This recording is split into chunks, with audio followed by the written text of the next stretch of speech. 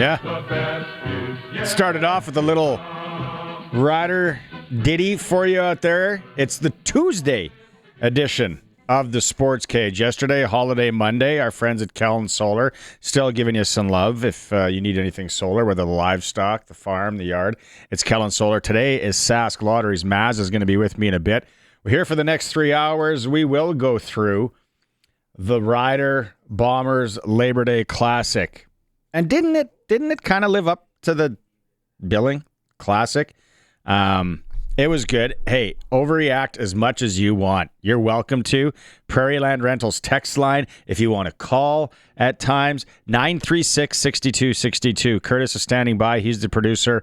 He's riding shotgun today. Also toll free 1-866-767-0620. Prairieland Rentals, 600 Albert Street. You get to deal with the owners, whatever you need renting, and then they sell Husqvarna goods as well. Glen Suitor is going to join us to start the show today. Glen's on an airplane right away, so he's going to do his hit early. And then we were going to hear in the coaches show from Phillip Daniels of our Saskatchewan Rough Riders, see what he has to say about the game. I thought that defensive line, let's be honest, Daniels knows they're balling, as they say. And then Arash Madani in hour 3, whole lot more, and there's some audio from the weekend as well. We'll get to probably a neighbor update from Maz as well. Let's bring Maz in. He is here. If we could, Pump Jack Trivia. We got to mention, Pump Jack Trivia today's for $150, Maz. $150. And you have the question. You're kind of basing it off last week's show, which I like that you do that. So that's coming up at around 4:30 if you want to win $150 to Pump Jacks. If there was an overreaction odds table that we could go off today, what are most people going to be texting in about the win in the Labor Day Classic? I saw some chatter online, which I think is crazy. I'm happy the Riders won. Couple of things stand out. I think that Coach Mace, did he coach Mike O'Shea? At times, yes. He made some smart decisions where Winnipeg didn't, which isn't sort of their MO. We'll dive into that later. Field goal kicker missed an extra point. Cause for concern. Luckily, it didn't come down to that. But I think a lot of people online, they're happy that we won, but champagne problems are back again. People really wanted the Riders to beat the Bombers, like 15, 20, 25 points. And it's like, hold on. Although the Bomber record isn't great, they can hang with the Riders. That's not happening. It wasn't going to be 52-6. And I'm like, that thinking will probably get us nowhere, that we are that much further ahead than the competition. I was in that camp. I'll admit it. I thought when I got 4.5, when I got my spread at 4.5, I was already shopping. I had that money labeled. I had a few things in my cart. No, 4 points, 4.5, because it came down from 6.5, and I'm like 4.5. Let's go. Nah, geez, I was wrong. Also, I thought I took Tommy Neal for an anytime touchdown. And so when he scores, I'm like, no, it was Joe Robustelli that I hit at about 5:30 in the morning when I was doing things. And I took Zach, had him on the show, former guest. I had him for under 300 yards throwing. So I lost that as well. To your point, full disclosure, Winnipeg people that message in, you're going to want to hear this. All you 204s, they're better than I thought. They are. Yeah, they're not the same team, but they're not the Ottawa Red Blacks all of a sudden. They're still a good team. Zach Claros is still a good quarterback. Dalton Schoen. Hopefully he got hurt at the end of the game. Hopefully that's not long term. Probably I was going into the game, I'm like, the weakness of the Bombers is their secondary. Injuries and youth.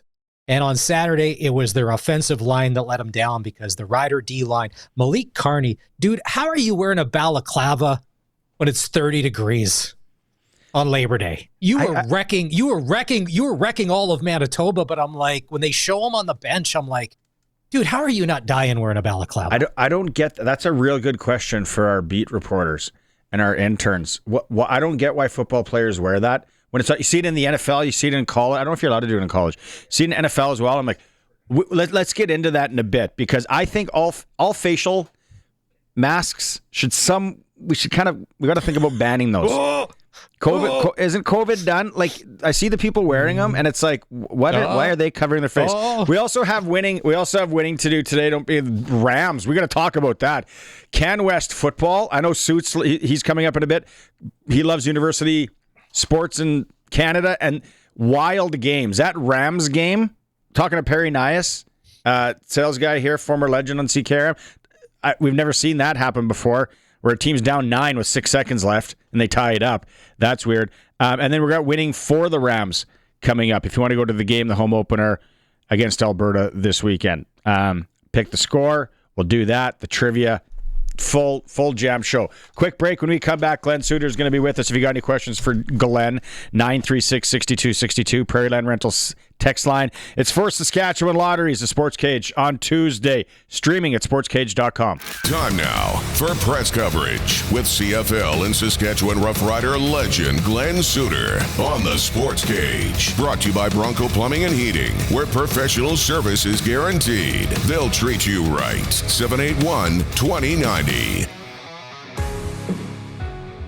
Glen's joining us on the Western Pizza guest hotline. Like I said, he's traveling today. He's a traveling man. Suits, my first question, I got to say, when AJ Ouellette was held to 9 yards in that Calgary game, I would have loved to hit the action on that. But if you would have told me that Brady Oliveira would have under 25 yards in the Labor Day Classic, I wouldn't have taken that bet. I would have thought that was crazy talk. But let's start there with how the Riders were able to, I guess, stop the run, and then maybe Winnipeg abandons it a bit. Well, that's probably due to reputation. You know, sometimes when your D-line and front seven is playing as well as the Riders have been over the entire season, really, you come in thinking, well, everyone's talking about Brady Oliveira. They're really good against the run. We'll just start going play action, and why beat your head against a brick wall? And you can almost talk yourself out of, as a coach, I think, what you do well. You can talk yourself out of it. You can say, well, we got to change what we do because of how good they are at stopping it. And, I think that's where you get in trouble. I think you do what is your strength until the other team shuts it down somehow. And then you have to evolve from there. But, yeah, I think it's a combination of both. One is, between the Saskatchewan defense and the Calgary Stampeder defense, well, you're 1 and 1A, and it depends on what province you're in when you're talking about who's the best there. I think if defenses win championships, as they say, then we're looking at a collision course to see whose defense is the best in a playoff game in the West Division between those two teams. Maz, I know what you're going to say. You're going to say, I guess it depends on where your transfer payments are coming from, Saskatchewan or Alberta. But I knew you were going there. Hey, Suits, one thing I found uncharacteristic on Saturday, and to me that was almost an early TSN turning point, was final minute, first half, Bombers driving. It's 2nd and 1, and instead of bringing in Chris Strevler and getting that first down, moving the chains, and keeping the drive alive, they opt to throw or try and throw on 2nd down, and Zach Collaros gets sacked, hence moves them back 4 or 5 yards, and they miss the field goal. To me, that was very un-Mike O'Shea-like, because people were talking about the Coach Mace out-coached O'Shea, and I'm like, well, there were instances there where O'Shea didn't help himself. What did you think of that play when it happened? Yeah, it's again one of those ones where you think that sort of that mystique, or as we've been saying it for the last couple of weeks, the cloak of invincibility that the Bombers have had for these last 5 years is slowly disappeared and is really not there right now. That doesn't mean they're still not a good team. I heard you guys off the top, and I couldn't agree more, that they are still a very talented, good team with a veteran Hall of Fame quarterback and an excellent run game, and guys that can blow things up on defense like Willie Jefferson. So they are still a contender. There's no question. But that mystique is gone, and their formula is now sort of with everyone else. It's not the Bomber formula used to be strong running game, finish games in the fourth quarter with a strong running game, and be real physical on the offensive and defensive lines. Win the turnover battle, which they have been struggling with all year. In fact, they went into the Labor Day game, I think, 8th in the league at a -8, and turnovers hurt them again, especially in the final play of the game. So you're looking at already two things that they used to be part of their formula, and their automatic is no longer there. And, again, I don't know if it was reputation or the talk of the town or what influenced their decisions in some of the play calling, and to not get Brady Oliveira involved earlier than they did and more often than they did. That's just not the way the Bombers have won in the past. But I think they're with the rest of the team now. They're with the rest of the league. They got to, figure out new ways. Where I was sitting and I was around people, and they were kind of thinking the same as me. Especially early, I'm like, wow, we gotta try and push this downfield a bit. And I get that the Bombers are playing a defense which doesn't lend to that. And I almost felt Suits that the Bombers are going at it defensively against the Riders. Like, okay, we're gonna try and shut down AJ as much as we can, and then we're gonna play right into what Trevor Harris's strength is. Just let him dink and dunk and see how patient he can be. Like, they didn't really give us a chance to go deep, and Harris didn't take much on the deep ball. Yeah, that's what's great about and one of the superpowers of Trevor Harris. I mean, he can throw it deep, and for many of the games that we've seen, those explosives have been there. And and not to mention, when you look ahead, the receiving core that he might have in 2 weeks is going to be pretty impressive. But for this game, you're right. Trevor can be patient. If you're wanting to make him patient and throw it into the flats and get 5 on first down and then 7 yards on second down and keep moving the chains that way, then he is more than happy to do that. Whatever it takes and whatever the evolution of a game might look like, he's going to be there to do it. That doesn't mean he'll be mistake-free. That doesn't mean he won't get sacked and things like that. It just means that he's on top of that angle of it, the cerebral part of it.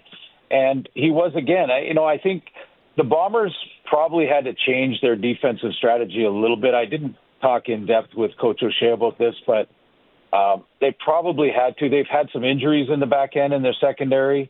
Vavel has gone now from a special teams guy to starting on D at the corner and still playing special teams. That is very taxing for a DB.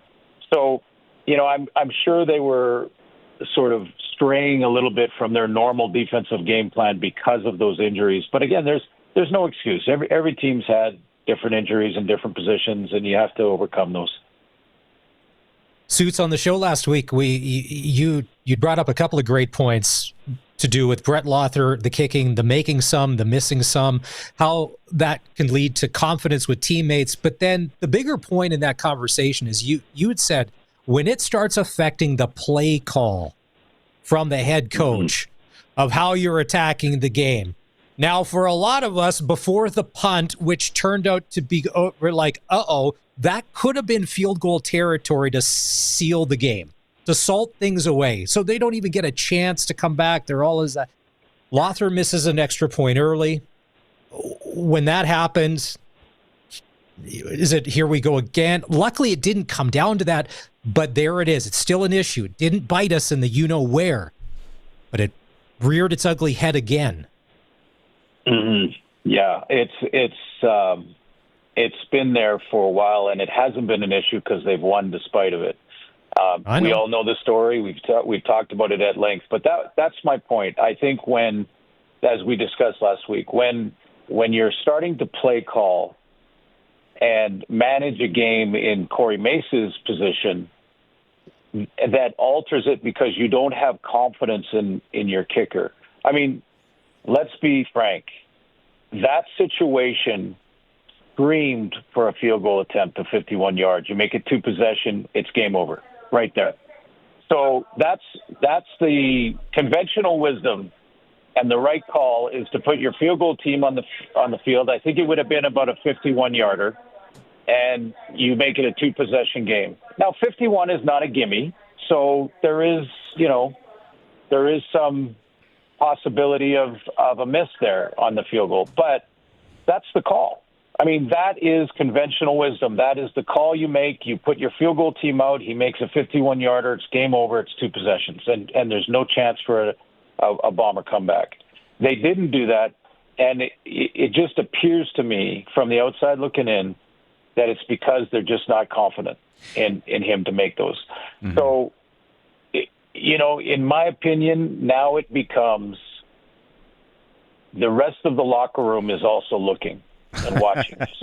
Yeah. And if the rest of the locker room says to themselves, well, okay, if Brett's still kicking when we go to Winnipeg, then that means that I can miss 3 or 4 tackles every game as a DB, or I can drop 2 passes a game as a receiver, and I'll get half a season to work out of my slump. Like, you can't change rules for people. I know Brett's had some, he had his pregnant wife that he was worried about, and I'm so glad that they're have the new child and they're all happy and healthy. And Brett's a fantastic human being, and I don't think you cut Brett. I think you now have to look at maybe the injured list so no one can steal him, and give Campbell Fair an opportunity. Yeah. When it changes the game management for your head coach because you're just not confident in him, I think that's probably beyond the point where you should have made a change. Though, yeah, you kind of answered the next 2 questions I was going to ask. I was going to ask you, what do you think the mood is in the locker room, which you kind of touched on that. And then you mentioned 51 isn't automatic. Unless you're Jose Maltos in Montreal. But I think, again, casual fan here, not to get on a soapbox and be like, hey, I get to talk sports for 3 hours. I know everything about the game, because that's not the case. I think this is the game that they maybe go to Campbell Fair coming up in Winnipeg. Am I crazy? No, you're not. I would agree.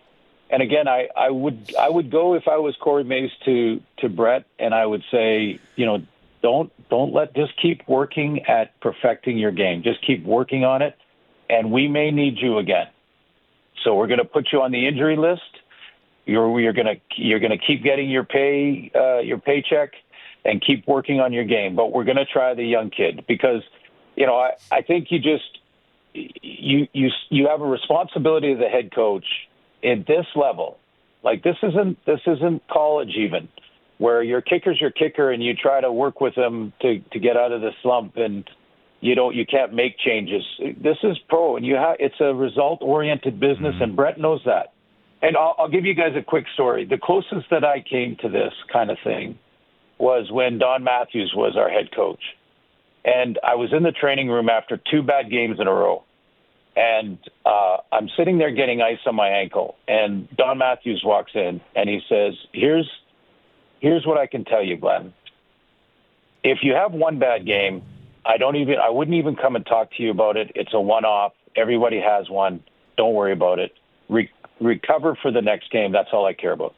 If you have 2 in a row, we're going to talk, and this is becoming habit forming.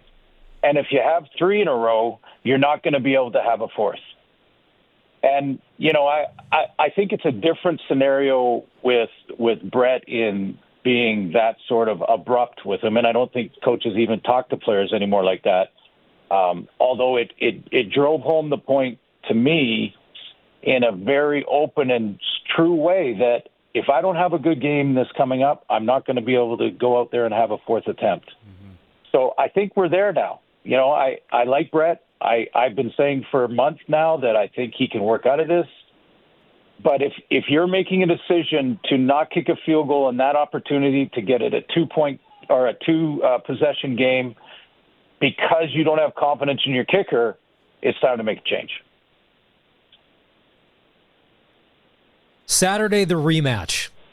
a whole other ball of wax because you've been to both. The intensity just seems to ramp up there. And if they are going to put in Campbell Fair, well, hey kid, yeah, here's a bit of a situation. Craziest stadium on the road, your first chance as a Rider. Let's hope it all works out. Glenn, when the Riders go to Winnipeg, something happens. The switch flips at times. The Bombers dominate. You know the crowd's going to be nuts. I think as Rider fans, a lot of us don't realize just how intense that stadium is. You're probably our closest connection to that. Saturday's a whole other ball game, isn't it? It's the hardest 2 points of the regular season for the Riders, and it doesn't matter what the records have been or would be, or if the Riders have had a great record and the Bombers a terrible one. That game in the rematch is the toughest win of the regular season, and it's just an intensity thing, and often it's coming off a win on Labor Day for the Riders. So that is part of the equation here, because you're on such a high. It was such a great intensity, and Labor Day and Sunday, and the stadium was jam-packed, and everyone talked about it all week, and you won the game. So that lingers a little bit, and it's tough to switch it back on to get back to the intensity level you're going to need for the rematch.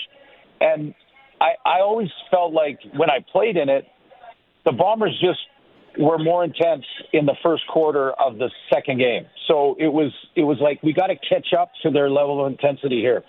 And so, I know they'll talk about it. You can't really practice it. You'll just have to see if it happens when they get there. And the Riders have a great defense, so they should be able to hang around. And if you hang around on the road in any game, you've got a chance to win in the end. So I'm not saying the Bombers should walk over in this game, but this is the toughest 2 points of the regular season. And I'll give you a quick stat that is sort of, it goes through the whole season, but Nick Dembski, who Zach Collaros calls their best player, he says that Dembski is their MVP on offense, and he's the best player on their football team. And I asked him, I said, that's really high praise. I mean, you're going overboard here, aren't you? And he goes, no, Nick Dembski is our best football player. And Nick Dembski at home averages about 90 yards a game at home. On the road, it's 43 or something like that. Like, they just love playing in front of the sellout crowd at home. And, when their best players are elevating their game like that at home, you've seen Zach Collaros' record at home. I mean, we're talking about a team that is tough to beat, even though they're not the same Bombers as the last 5 years. That's going to be the toughest 2 points of the regular season for the Riders. Can I ask you, I call it the Tyler Lockett play. And I think it's brilliant. And the Seattle Seahawks, love him or hate him, they were really good at it. Russell Wilson, he would just toss the ball up to Tyler Lockett when there was probably not a lot of chance that they were going to get the first down on third and whatever, Canadian game, second and whatever. And you just hope you draw the PI call. I totally think this is such a veteran move by Dembski. The ref bought it. Yeah, Ford's maybe in the wrong there a bit. I think this is 70% of this play call is to do exactly that, Glenn. Well, that's the veteran in Nick Dembski. I actually said it while we were calling the game in the booth that, I wasn't trying to suggest that Dembski drew the penalty and should have got what's the call in hockey when you pretend to fall over? Diving, unsportsmanlike conduct. Yeah. An unsportsmanlike diving. I wasn't suggesting that, but it was really subtle. It was the veteran move by Dembski. He's doing a deep post. He doesn't think he can reach the ball. He slows down as Jackson Ford is trying to close and running full speed at him, and Jackson doesn't make that same reaction. He doesn't notice it in time, and he runs right over him. It was pass interference, so they had to call it, but it was drawn by Nick Dembski because he's a veteran. He knew he couldn't reach it, and he just geared it down enough so that whomever was the DB was going to run over him. It's like when Tom Cruise said, just throw on the brakes and that jet will fly right by. And then now you're behind him and in a chance to knock him down. But, you're totally right. And how about one other call? We got to get to this. And again, it was a call made because probably partly of the lack of confidence in Lauther, but the quick kick by Trevor Harris, he executed that to perfection. But a lot could have gone wrong there. I'm telling you, a lot. Like people might say, well, it was a 51-yarder, so that's not a gimme. So I like the Trevor Harris play because of the way it worked out, and that's exactly what you want to happen. And but you're asking your quarterback to drop kick it almost and do it with that same distance that he would be in shotgun. So a D lineman could have penetrated, a blitzing linebacker could have hit him right in the chest as he was trying to kick it. That ball could have flopped around. He could have missed it. It could have been a disaster. You only practiced that. Yes, that could have been an absolute disaster. And probably cost them the game. And to go to that play ahead of Lauther, and I don't mean to bring that up again, but I was so impressed by this 39-year-old quarterback. Is he 39 now? 39-year-old quarterback drop kicking it to the goal line on a key moment in the game to give the team a chance to win. I was like, oh, my God. You know who used to do that? You know who used to do that, Glenn? Again, NFL, Belichick and Brady. But you know when they used to punt it? They used to punt it on third down. I think Brady's got 2 punts in his career. One definitely is on third down. They knew they weren't going to make it, and they just surprised him with a punt. I loved the play. Yeah, a lot could go wrong there, but a lot could go wrong with anything when you break down football. I was like, ballsy. That is definitely something they don't practice in open practices, though, eh, Glenn? No, they don't. And they don't call it, and partly because they weren't confident that a 51-yarder was going to go through the uprights. So they decided, we put our punt return team on. They've got a good punt returner. We put our punt return team on. They get a big return. That's a concern. If he kicks it out of bounds or shanks, a lot can go wrong, but that's a play that Trevor did that he probably practiced 3 times all year in a closed practice with nobody watching. He probably tried that 3 or 4 times. That's it. That could have gone really bad really quickly. Hey, Suits, because the rest of the weekend was crazy. Is there a better, more dangerous 4-win football team? They're 4-8 than the Toronto Argonauts. Because Nick Arbuckle's leading the league in passing with 3,800 yards. If their defense does get a stop, they're the team I don't want to play. If the Grey Cup was tomorrow, I'm sorry, I'll pass on the Argonauts. I'll take Montreal and Hamilton all day long. If I'm a Rider fan and had to play somebody from the East, Toronto, stay away. Yeah, first of all, are we okay now to put Arbuckle in the conversation for MOP? I mean, he's leading all quarterbacks passing the football. He gets Mackay Pope back in the receiving corps.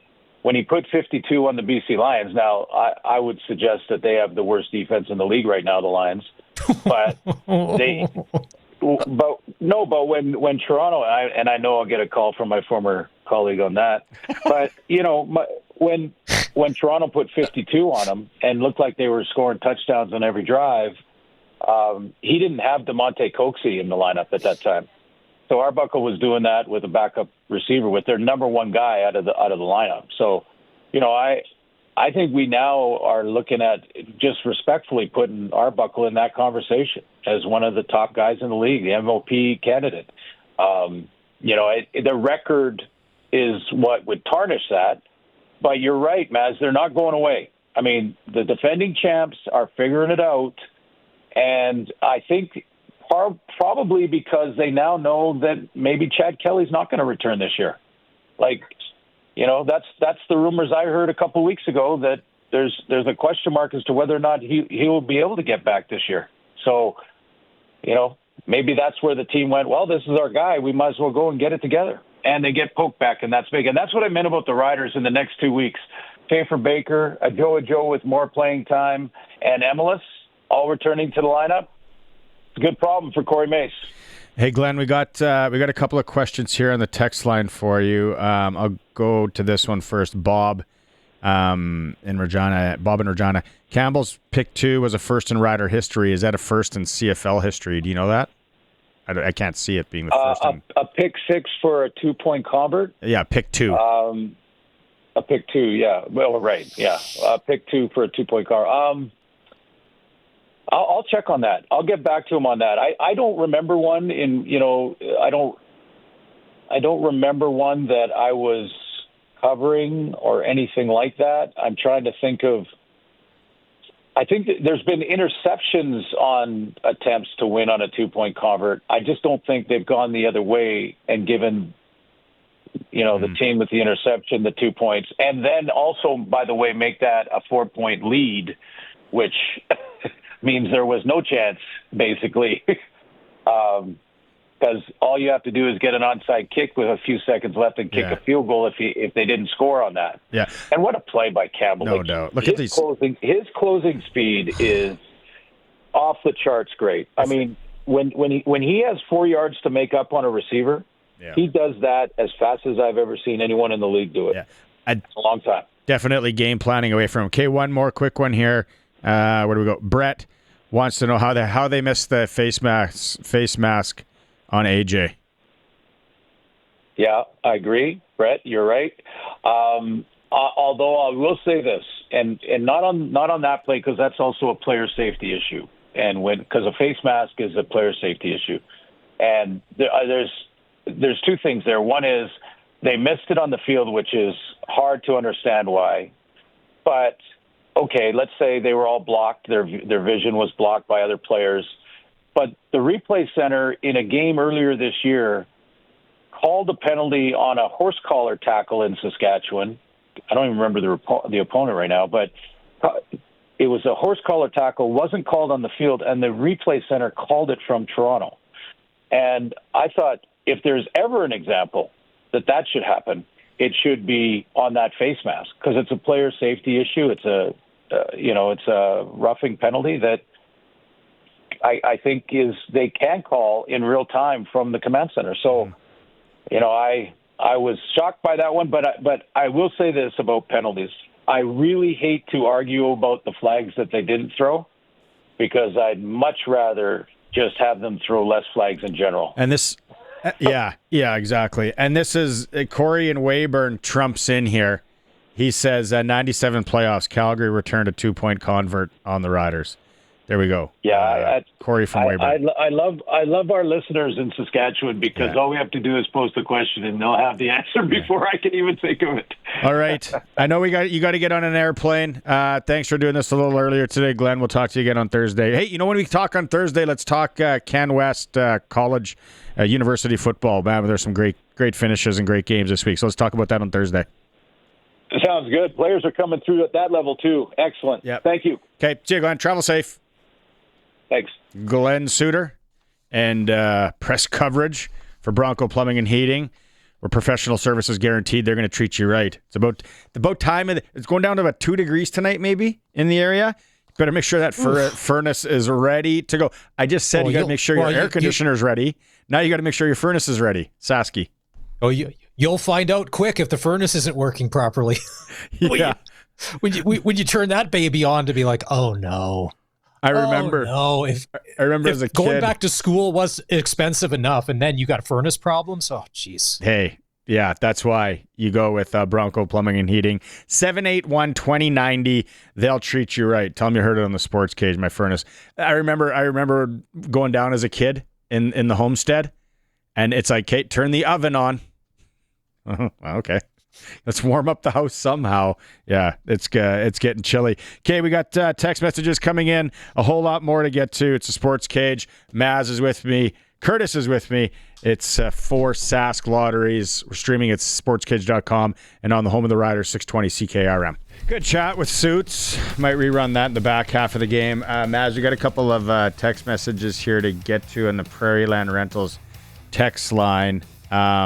Leonard, I think he's in Regina. He says all that drama at the end of the game could have been avoided if Mario Alford would have prioritized ball security and trying to break one to score a touchdown. Our football IQ needs to improve. As soon as he cut to the middle, I was like, oh no, because you don't have the sideline as your friend anymore, and anybody can come from anywhere to knock the ball out, from behind, from the side, from the front, and I'm like, ugh. Tell me that doesn't sober you up?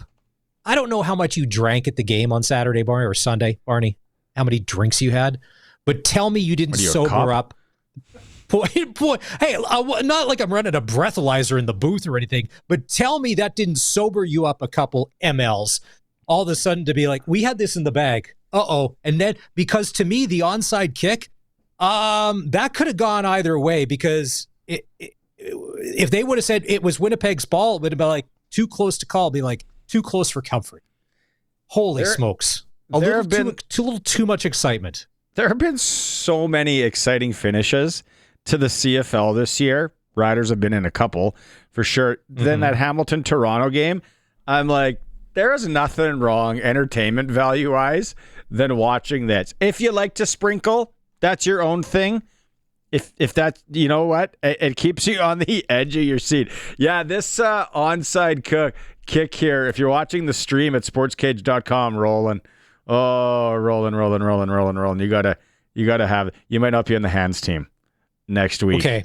But hey, because what happened yesterday, Rider fans, this is what I'm saying. Yeah, we won. It was great. You wanted to win by more.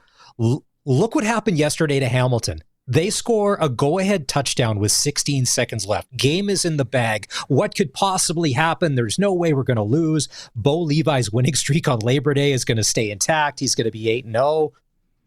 Next thing you know, Toronto throws up a prayer. It's caught. Run. Argos win. Game over. And the Hamilton sideline, they're in shock. Like, what just happened? That could have been us on Saturday. If you didn't watch that game, you didn't watch the highlights and all that, I recommend it. I recommend, entertainment-wise, watching the last 5 minutes of that football game was unreal. Yes. Eli says, why didn't the command center step in on the Ouellette helmet play? He spells Ouellette like me. We got something in common, Eli. The command center sticks their nose in other plays, whichever they feel like. I would really like to know. Maybe that's a question we can ask Glenn on Thursday. Remind me, Eli. I don't know why they wouldn't have jumped in there, player safety and all that. But you know what? I feel, though, this year, we haven't been talking about the command center, talking about the reffing near as much as last year. No, after last year's Ottawa debacle, which was so bad, it was so bad. And to me, that cost the Riders a chance at the Grey Cup, because we would have had home field advantage if we would have won that game. Like, it was so bad just to be like, guys.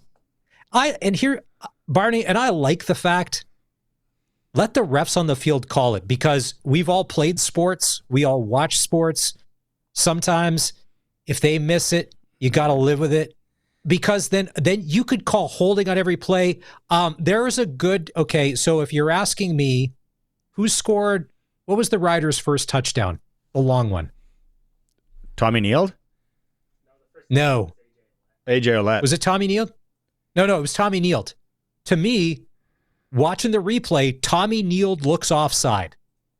He looks like he got a Nick Dembski going there, and he looks super offside. And I was like, oh, are they going to call, his command center going to call that? That is funny, because, I don't know if a lot of people are like this too, especially if you played or coached ball or whatever. Like, sometimes you try and focus in on one receiver or a couple of defensive backs. Okay, how are they going to play this? Are they going to go like a high-low? Are they going to play man there? What are they going to do? On that play, I just happened to be watching Tommy, because remember, I thought I bet on him for an anytime touchdown at 5:30 in the morning, but it was Robustelli. He ran, and if you're out there and you saw this too, he ran the corner post to perfection, and then where Harris put it. And after that play, I was like, all right, here we go. Here it's roll time. We are going to roll. Great play and all that, but Winnipeg just didn't go away. And again, first test of the eyeballs live to watch Winnipeg, I was like, they're not like you said, they're not Ottawa. They're still in the mixer. No. I knew that they corrected the mistakes against Calgary because AJ was able to run from the start. The Bombers weren't. So something got tightened up there on both sides. I'm like, all right, this is good. This is a good thing. Just don't let Oliveira break off like a 17-yarder. But here's my thought. Come Saturday, probably there's going to be a heavy dose of Oliveira, and if they can't get the run going again, it's going to be in those screen passes for yards, and they're going to run, and then the Dembski show. Here's the question. Off topic. What did the 50-50 end up getting to? Because it was ridiculous. It was like 1 million something. And I'm like, what did it finish out at? 1.4 and change was the last I saw. But like I said, I did take an Uber to an establishment with Mrs. S after. We were in one. But it was 1.4 that Roscoe said, I hope the winner of the 50-50 was Sasky. I don't know. I didn't win it anyway. Okay, we got to go to break here. We're going to have a minute left. Curtis is on the ball, too, with the video on the stream today. He's got Toronto Hamilton video if you're watching the stream at sportscage.com. That's where to go. I can't wait to get into the Rams Dinos finish. Never heard anything like that in my football watching, playing, coaching life. It's unreal. It's a Sports Cage. Thanks to everyone who's participating on the text line, Prairie Line Rental style, 936-6262. We are streaming. You're watching the video at sportscage.com. Not much to report from Rider Camp today as the fellows had the day off. The one thing I did notice, the Riders are now third best odds to win the Grey Cup. They're trailing Calgary and Hamilton, where I was looking at that's weird. Blue Jays, Game 2 versus the Reds after a loss yesterday. They're only 2.5 up on the Red Sox and Yankees in the AL East. We did have some preseason WHL hockey today. The Blades 3-1 over the Raiders. Also tonight, Humboldt and Kindersley, a little friendly in the SJHL. High school football starting this week around the province. We want to hear from your team, your community. Let us know if there's anything we didn't know about. 6-a-side, 9-a-side, 12-a-side, doesn't matter. Email us at hi@sportscage.com. That's hi@sportscage.com. Hour 1, sports stickers for Reliance Heath Water Heater Rentals, keeping you in hot and soft water. Call on Reliance. That's it for Hour 1. Hour 2, Coach's Show with Phillip Daniels. We'll talk about the Riders and a whole lot more. It's a Sports Cage on the home of the Riders, 620 CKRM. Welcome back to the show. Thanks if you're watching the stream, chiming in, and if not, Prairie Land Rentals text line. Always a good way to go about it. It's for Saskatchewan Lotteries on Tuesday. Maz is with me. Todd on the YouTube chat said, didn't it hit 1.5 million? The 50-50. I think last I looked it was 1.4, and then I was in a haze.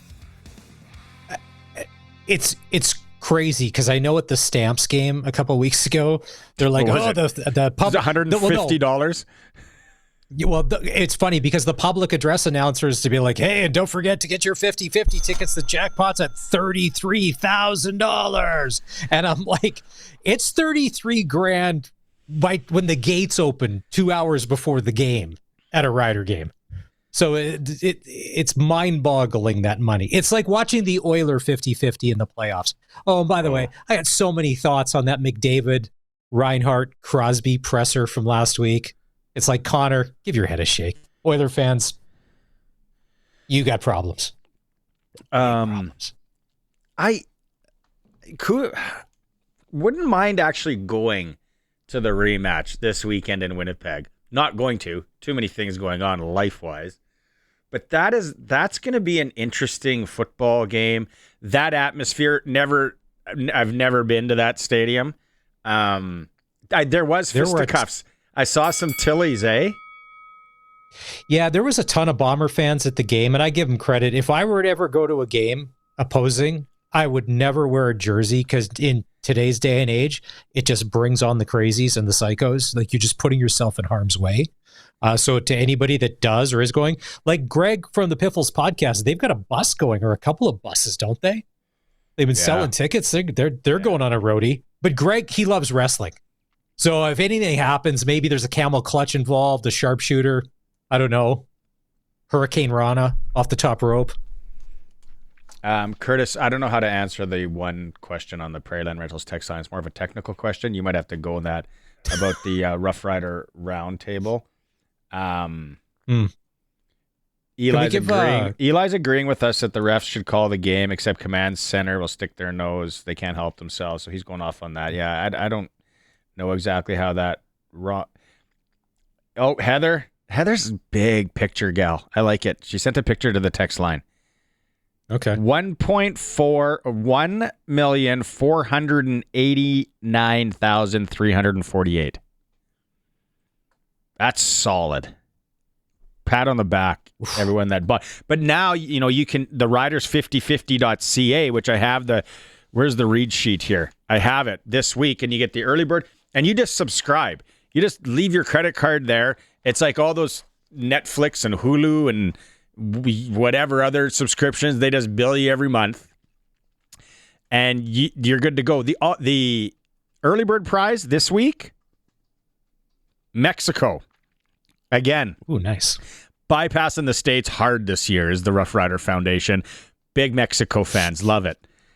All-inclusive package for 2, 7 nights at a 5-star resort, flights and transfers included, or $5,400 cash. You got to buy it, though, before Thursday at 5 p.m. like usual. It doesn't say where in Mexico. That's half the fun. Mexican Russian roulette. Hey, listen, I know we're not doing Clutch Performer yet, but to anybody that feels a little blue today, I'm right there with you, because after the Labor Day Classic and we won, which is awesome. Summer's pretty much over. Today it was back to school. And if you're a parent with kids, yes, you're happy that summer vacation's over, but now it's kind of like everything is kind of like back to normal. The fun is done. As a dad now, we've got 3 kids in 3 different schools. It's a lot. There's an adjustment period. My wife is on edge. I made the mistake yesterday of just existing in the kitchen at the wrong time. And so there's a lot. So if you've got the kind of like summer's over, school has started, blues on this back to work Tuesday, right there with you. And how about the lunchroom fees? Could they be, why don't I just give you $10,000 for them to eat lunch at school now? Do you make lunches, or do they provide lunches at this place that you're talking? No, do they still take their own? You got to make, but you got to pay if you're staying, because the lunch people got to get paid. So there's a lot of parents out there. What's your favorite back to school parent? It used to be for me was my wife's awesome. She's in education and she just works way too hard. It's crazy, but there's some of the elaborate lunches when the kids were younger, that first week, 2 weeks of school. And then by June, it's like, I don't know, take a pepperoni stick and a piece of cheese, whatever. Get out of my hair. But there are the people that go overboard on the lunches. Now, grade 7, and my daughter's she's like, I'm making my own lunch. And I'm like, thank you. And luckily, so the 13-year-old and the 10-year-old, they're like, no, we can do it. We can do it ourselves. But today, I find it funny, Barney, there's only a couple of types of parents, and they can all fit into a couple of categories. So you have there's the way too attached parents, which would be me and my wife. You're like, can we, is it safe to go yet? Do we need to watch them walk in the school physically in line with their teacher who had the giant sign with their name, like grade 5 right here? Then there's always the mom. There's 1 or 2 of them, and she showed up per normal, like doing a catwalk strut, always dressed inappropriate. She had on a club dress today, like she was going to be in Vegas. Like what's the nightclub at Caesar's Palace? Is it Aria? No, Live. Aria. Anyways, like she would have been. Yeah, sure. Like she would have been on. Do I look like a club in Vegas? Come on. I've been with you in Vegas. I've seen. Give me I've belly seen up you to do a the lot of bar at things. O'Shea's. So there was the inappropriately dressed mom this morning, which was solid, heels, mini party dress and everything. And that doesn't bother me. What bothers me are the parents that are showing up late. You've had 2 months notice of when school starts. Be there at 8:00. All right. It's 10 after 8 and you're showing up and you're wandering around because The kids and the teachers have gone inside. You missed it. Be on the tarmac by the basketball hoops at 8. Final attendance was 34,243 because we did have a text that came in here. Trent from Edmonton. It was a record. Trent from Edmonton. Yeah, that's good. We got to host. We have to host that West Final. Not to state the obvious, and then that's going to be a time. That's going to be a hot ticket.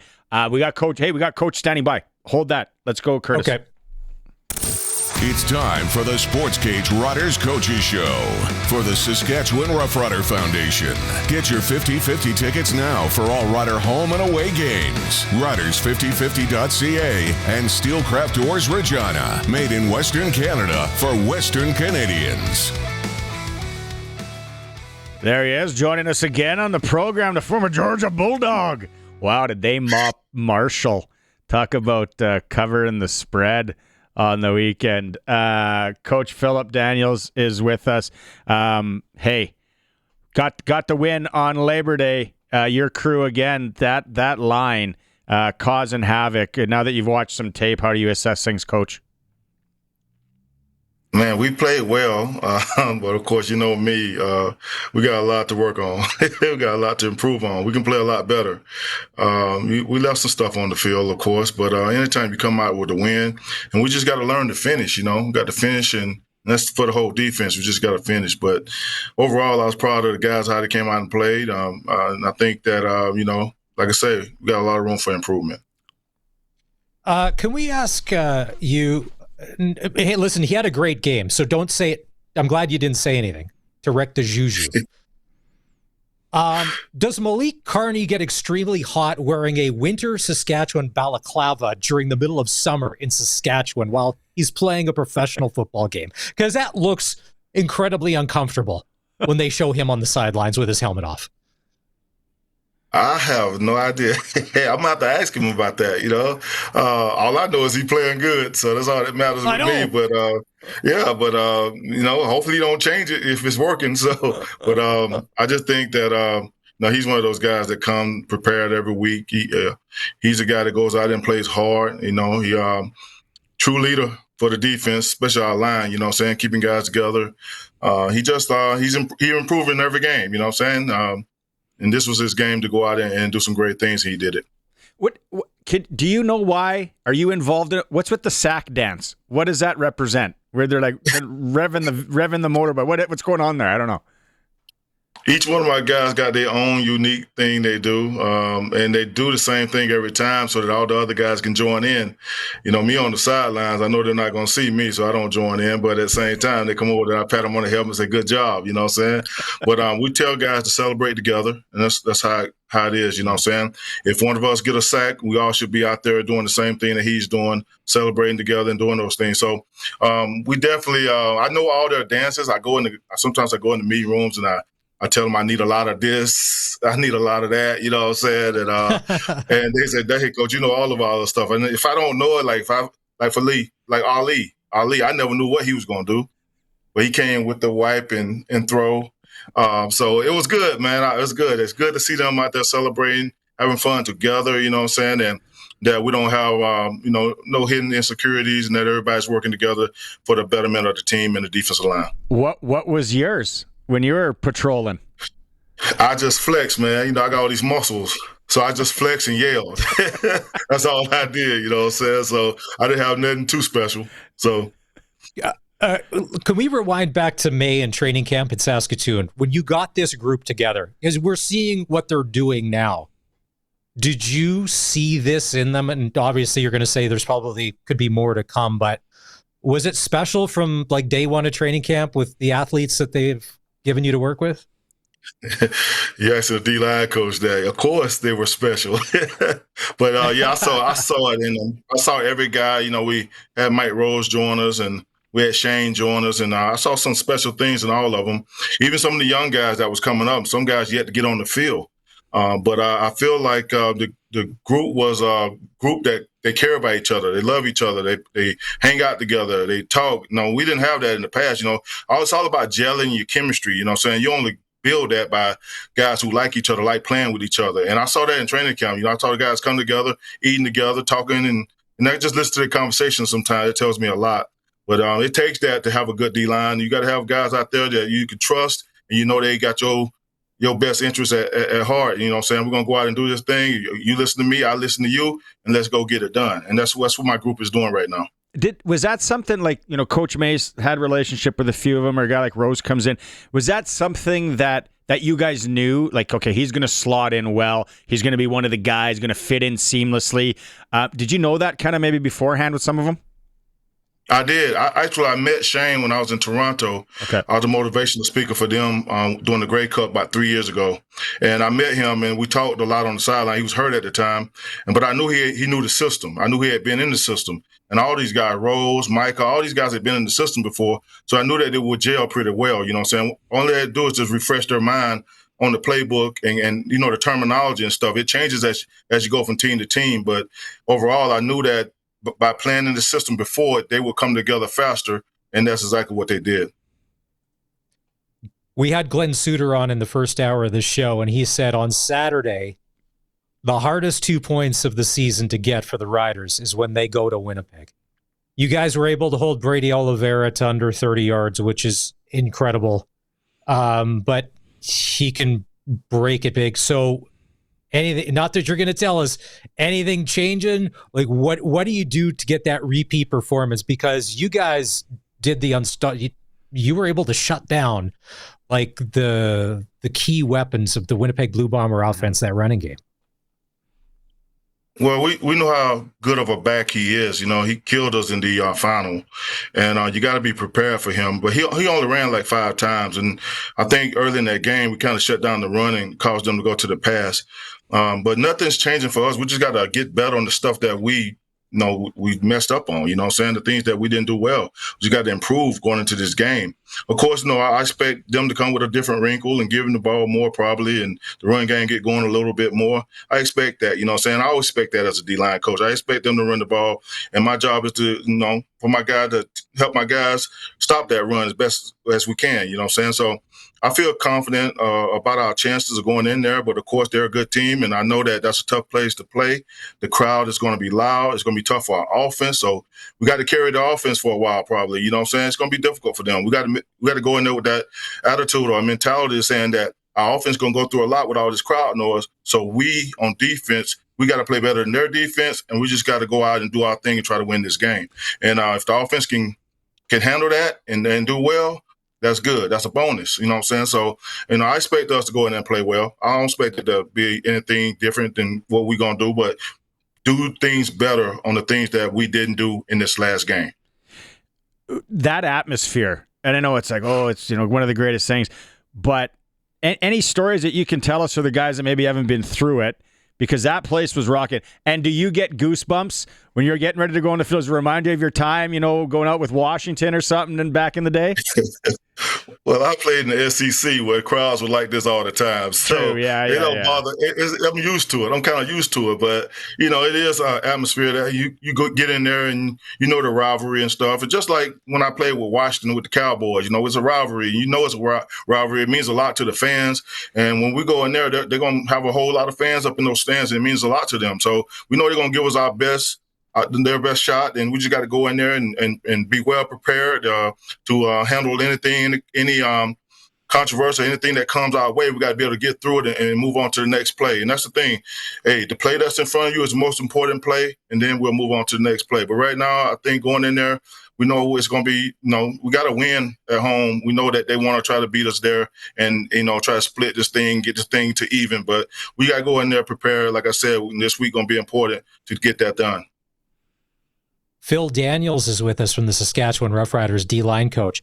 So when you take off your coach's hat and you put on your dad hat and you talk to your son Deveris from the Toronto Argonauts, I had said, that's the best 4-8 football team I think I've ever seen, and I don't want to play them because they are scary.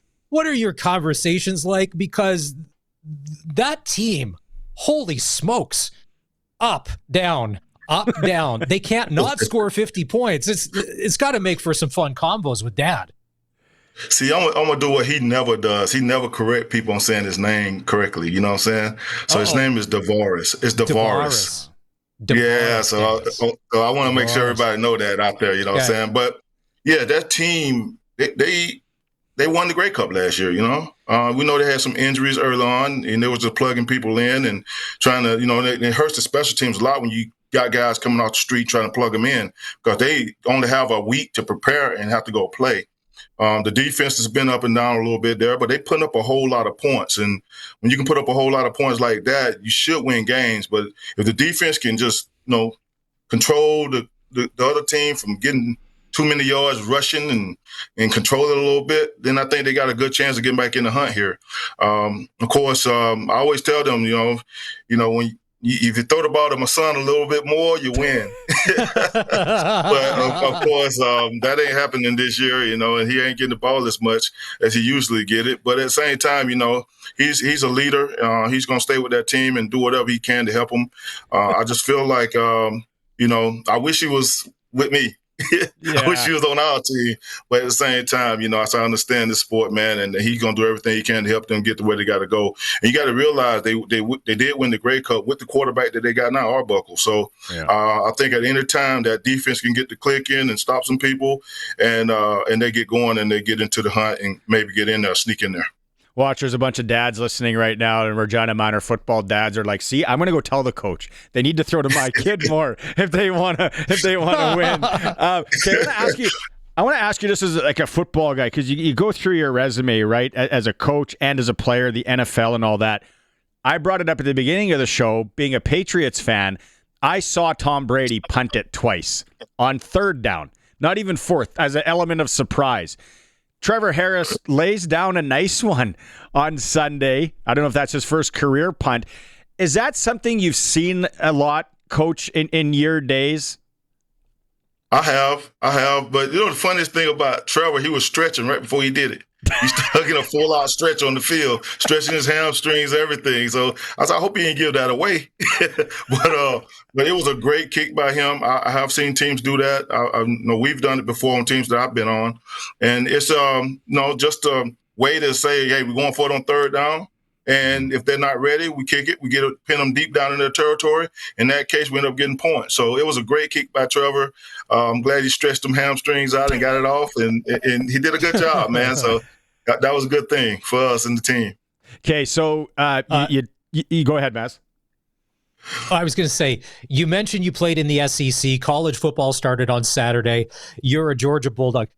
What's better, a Georgia win or watching Alabama lose to Florida State? Kalen DeBoer, and what is happening to the program? They're calling for one loss, Phil, and they're calling for his head. They want Nick Saban back, give him whatever money he wants. You got to be loving the fact that Roll Tide isn't rolling all that well today.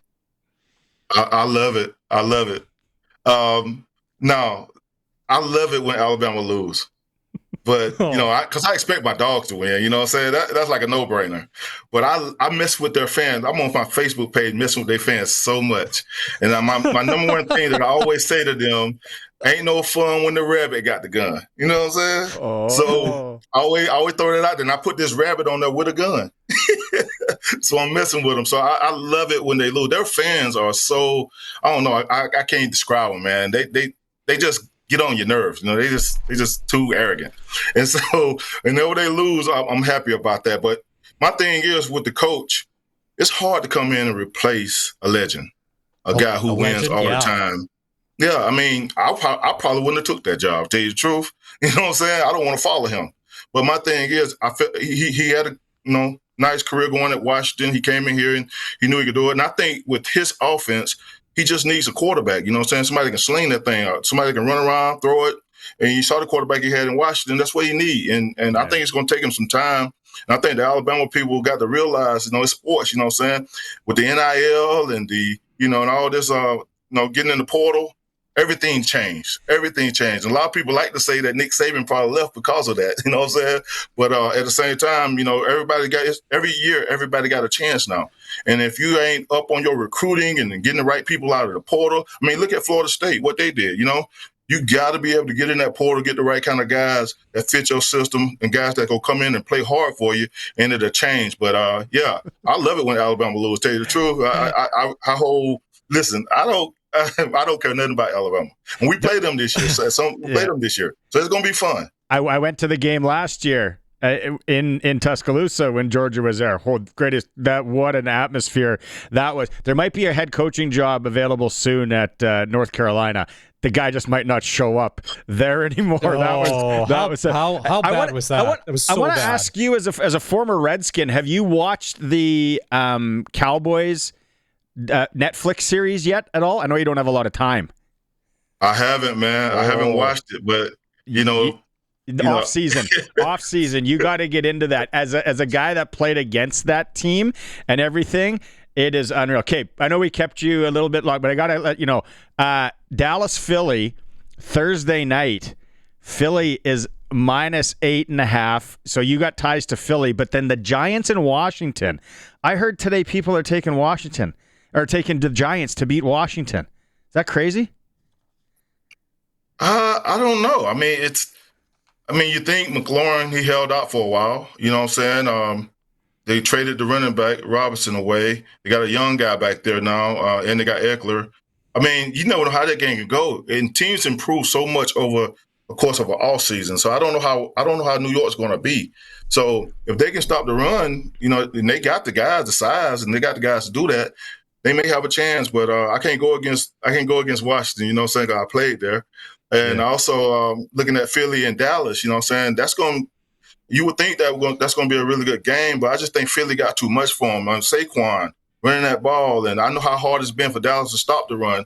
Now they bettered themselves by trading away Micah. I just feel like they bettered themselves because not that they traded him away, it's just because of what they got back in return. They got a D tackle back in that trade that can help them a whole lot with that run game, because I know Green Bay was like number 7 last year. So, and they had trouble stopping the run. They were number 30 last year. If you can just improve on stopping the run game, you're gonna be that much better. Because when you look at the playoffs and teams that get to the playoffs, teams that win games, it's all about stopping the run. Everybody think it's sacks. You know what I'm saying? You trade a sack guy away. Yeah, have them sacks. But I need to stop this run to give me more opportunities to rush the passer, and then my other guys will get more sacks. You know what I'm saying? So people look at it the wrong way, and coaches look at it the wrong way, and that's where they fail. So I just think it's we'll see what happens, man. But I think Philly is a little bit too strong for them. Yeah. Especially first game of the season when you got all this stuff going on in the off season. It's going to get kind of crazy. We're looking for an NFL insider on the show, so we might be calling you more. That's some good insight. let me know, man. Hey, let me know. I'm good at that. We pay you in Western Pizza and KFC. That's all we got. All right. That'll be fine. All right, Coach. Best of luck. Have a good one in Winnipeg on the rematch. Go get it. Appreciate you taking time today again. All right. Thank you guys for having me. Right on. There he is. Oh, there's some good insight there from Riders defensive line coach Phillip Daniels. Curtis, send that tape to Jerry Jones. There's one guy in North America that agrees with what Jerry did, and but he makes a good point. You can't stop the run. The sacks don't matter. Yeah. And I know some people are like, oh, maybe why aren't we talking more about this guy played a lot of games in the NFL. You got to pick his brain about football in general and SEC. And just charismatic. How happy is he that Carson Beck is not the starting quarterback for Georgia anymore, and he's playing for the University of Miami. Do you got Jerry's email by chance? I'll send it off right now. Jerry.jones@gmail.com. Try that first. Yeah. And then have we emailed Taylor Swift about coming on the show? Like has anybody done that? To Taylor.Swift@gmail.com. Taylor Swift's email by chance? She answers DMs. Taylor.Swift@gmail.com. She answers her DMs on Insta. The Riders Coaches Show, it's usually on Mondays. It's on Tuesday today, obviously brought to you by the Rough Rider Foundation 50/50. The early bird this week before Thursdays in Mexico, all-inclusive. And also Steelcraft Doors in Regina, made in Western Canada for Western Canada. Steelcraft Doors, Regina. Break time. It's now that time you want to call. 936-6262, because when we come back after the break, we got Pump Jacks trivia, $150 on the line today. It's a Sports Cage, streaming at sportscage.com. You guys can go even if you got non-clutch performers, but I got to go Marshall Erickson of the University of Regina Rams, 4 touchdowns in the opener in Calgary. 43-36 overtime win for the Rams. But craziness, never seen it. Was there 9 seconds left? Maybe 6 seconds left. They're down 9 points, Calgary. They score a touchdown. They get a 2-point convert. Then they kick it through the end zone on the kickoff for the 9. Which I've never seen that bad. No wind, too. I heard there was no wind. The message should have been, when you get that ball, make sure you come out of the end zone or you kick it out of the end zone. Don't let it go through. Man. Yeah. Noah Pelletier had a nice 358 yards passing there. Go ahead. My clutch performer, as it is back to school. School bus drivers. Thankless job. Looking after our kids. Sometimes they don't behave all that well. And you're just grinding morning and the afternoon and then traffic. Oof. School bus drivers, clutch performer today and all year. Because today, at least, the weather's nice. There's nothing to worry about. Everyone's fresh from vacation. Talk to us mid-January. It's minus 29, bit of a wind chill, little snowdrift happening. People doing illegal maneuvering. People doing illegal U-turns right in front of you, slamming on the brakes. The mom with her eyelashes and in her SUV. What are you doing? Can I go unclutch performer? So it's bad enough. Bike lane people of Regina. All right, people already don't like you. So on Friday I'm driving. They're, instead of riding single file because it's not that wide, no, they're riding in tandem. So now I'm over across the line because the last thing I want to have happen is get anywhere near you and you two fall over because you're both going to be lawyers and you're going to sue me because that's just who you are. And listen, single file, not tandem. It was built for skinny lanes. You're already not a lot popular. That doesn't help your cause. Unclutch performer for Nick Service. Do you have one, Curtis? No. Okay. Clutch performers for Nick Service in Emerald Park. Your local Massey Ferguson, Challenger, Rogator, Gleaner, and Fendt dealer. Call 781-1077. You're out there farming. Ladies and gentlemen, be safe. Nick Service always there to help. Okay, here it is. We're playing for 150 on the trivia this week. It's time for SportsCage Trivia for Pump Jacks. Great food, cold local draft, and a place that feels like home. Okay, we got Kelly Stewart on the line. Kelly, are you still there with us? I still am, yeah. All right. Okay, I wasn't sure if you're maybe in your bike lane. Maybe you're biking today. we weren't sure. Okay, Maz is gonna ask the question, and then you have 10 seconds to answer it. You win. You got $150 to Pump Jacks Cathedral, 13th and Albert here in Regina. Great spot, post game, and on weekends. They got live bands. If you don't get it right, you still win a free lunch. All right, you ready to rock? Sounds great. Yes. Okay, Maz, go ahead. All right, this is easy. Don't start the timer yet, Curtis. Last week, we had Zach Collaros on the show. And Zach, when he went to the University of Cincinnati, he was a Bearcat. He had a very famous roommate. Who was Zach Collaros' college roommate? Start the timer now. Kelsey. Which one? Well, which one? Jason. No, we're still giving it to him. It's Travis. We're still giving it to him. Well, we're making an executive decision. Kelly, we're still giving it to you. Well, I appreciate it. Thank you very much. Hey, you enjoy yourself at Pump Jacks Cathedral. Thanks for calling in and playing. And then, hey, after you go, let us know how it was. Send us in a text message. Actually, that's the reason why I sent in, because I've been there and it's awesome. Is it? What did you have? I had the ribs. Ooh, dry or like baby back? Oh, no. No, dry. Oh, yeah. I had the dry ribs there. They're solid. All right, Kelly. Yep. Thank you very much. Thanks, man. Still got to give it to him. Good stuff. Sure. But did I not say in our meeting this morning? Yeah, you did. Because I get confused, Jason and Travis, and people, how could you get them confused? But when you start talking, when you don't see them and you're just talking about them, it's very easy to get confused. One of them looks like a guy you'd want to sit down and have a beer with We all know which one that is. It's the one that's retired and doesn't play anymore. And then there's the guy that's going to marry Taylor Swift. Just a quick question, because both you and I, Curtis, are you engaged yet? I got to. No, he's not. He's actually talking to Kelly. He's taking Kelly's information too. He can't hear you right now. Oh, he's taking Kelly's information. So you and I are both married. I don't know how involved you were in your wedding. I was to a minor degree in mine. It's not that I wasn't trying. I have a feeling that Taylor may have most of the control in whatever happens with them walking down the aisle. Part of me thinks this might be one of the first made-for-TV weddings. Netflix, somebody pick it up, pay $1 billion, because she is huge. She moves the needle. My daughter would have a party, a Taylor Swift wedding party, have friends over. They'd make mocktails. That's what I think.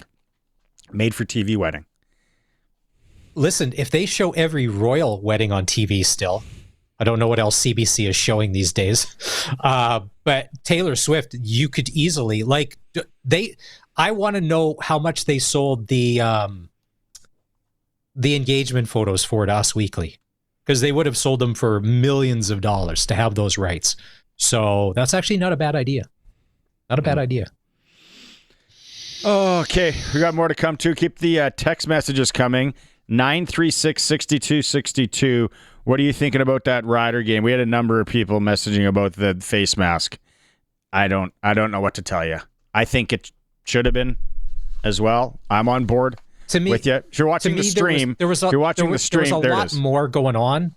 Yeah, to me, there was a lot more going on with the game than the face mask. That wasn't my biggest concern.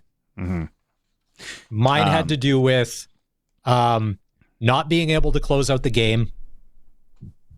Our field goal kicker missing a convert. If you miss a 50-yarder, nobody cares.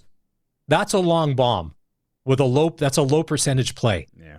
But stuff that is convert and in, yeah,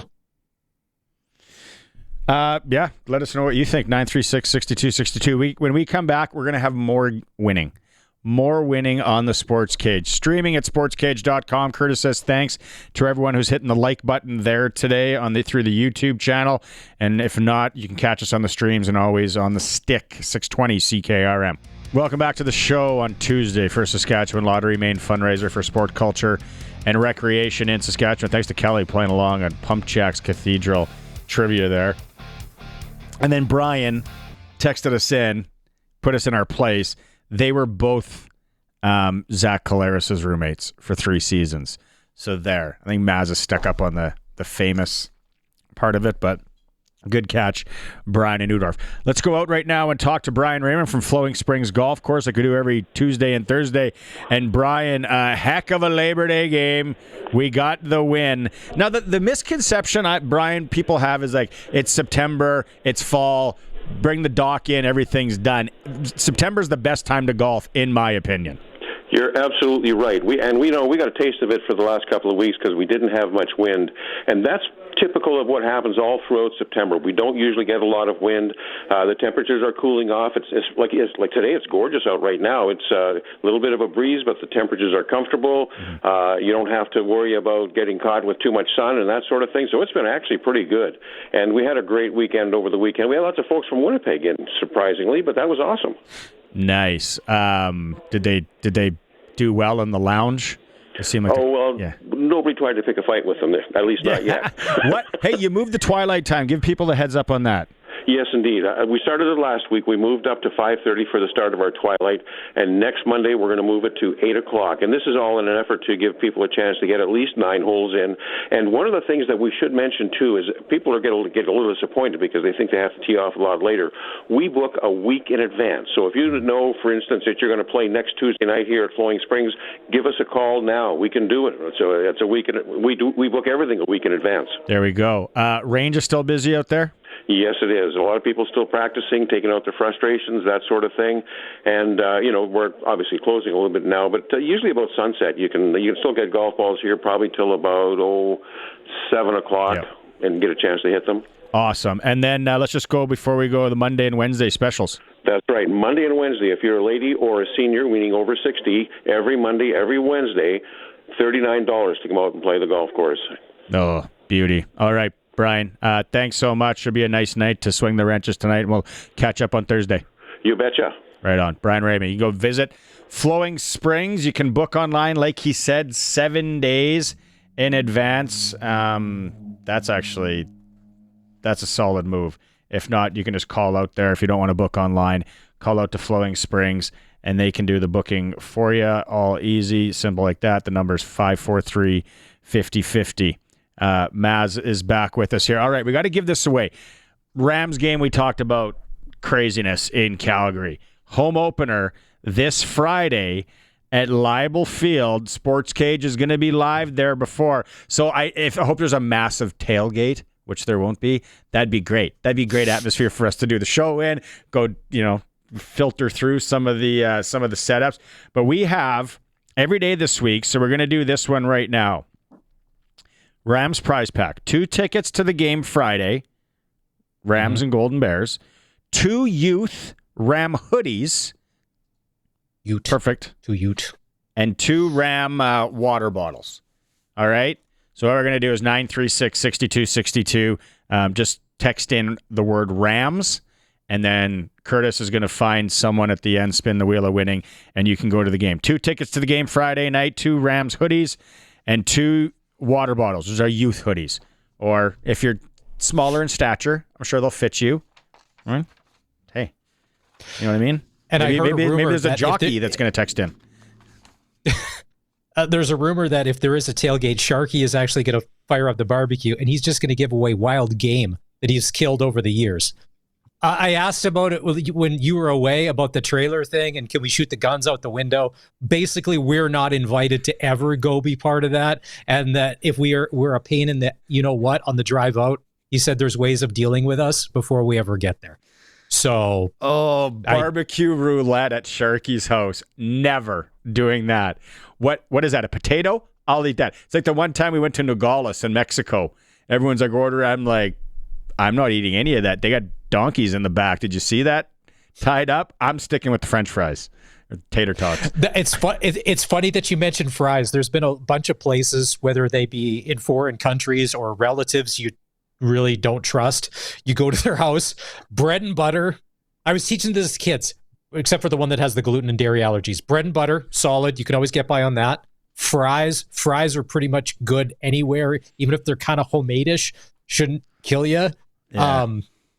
Pickles are generally solid. There's just a lot of best go-to no foods. Best lunch. School lunch. I think if I was my kids, I never had this. I remember Mom making me Click sandwiches. Remember Click? Like Spam? No. Canadian Spam. With some Canadian bread. Spam. It's like, I'm going to go eat this by myself out behind the portable. But Pizza Pops? But I'd put Pizza Pops and Eggos, 2 of the greatest inventions in food history.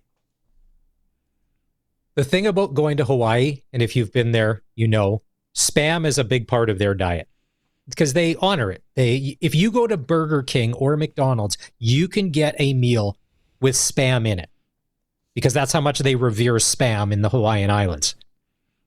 It's gross on the mainland.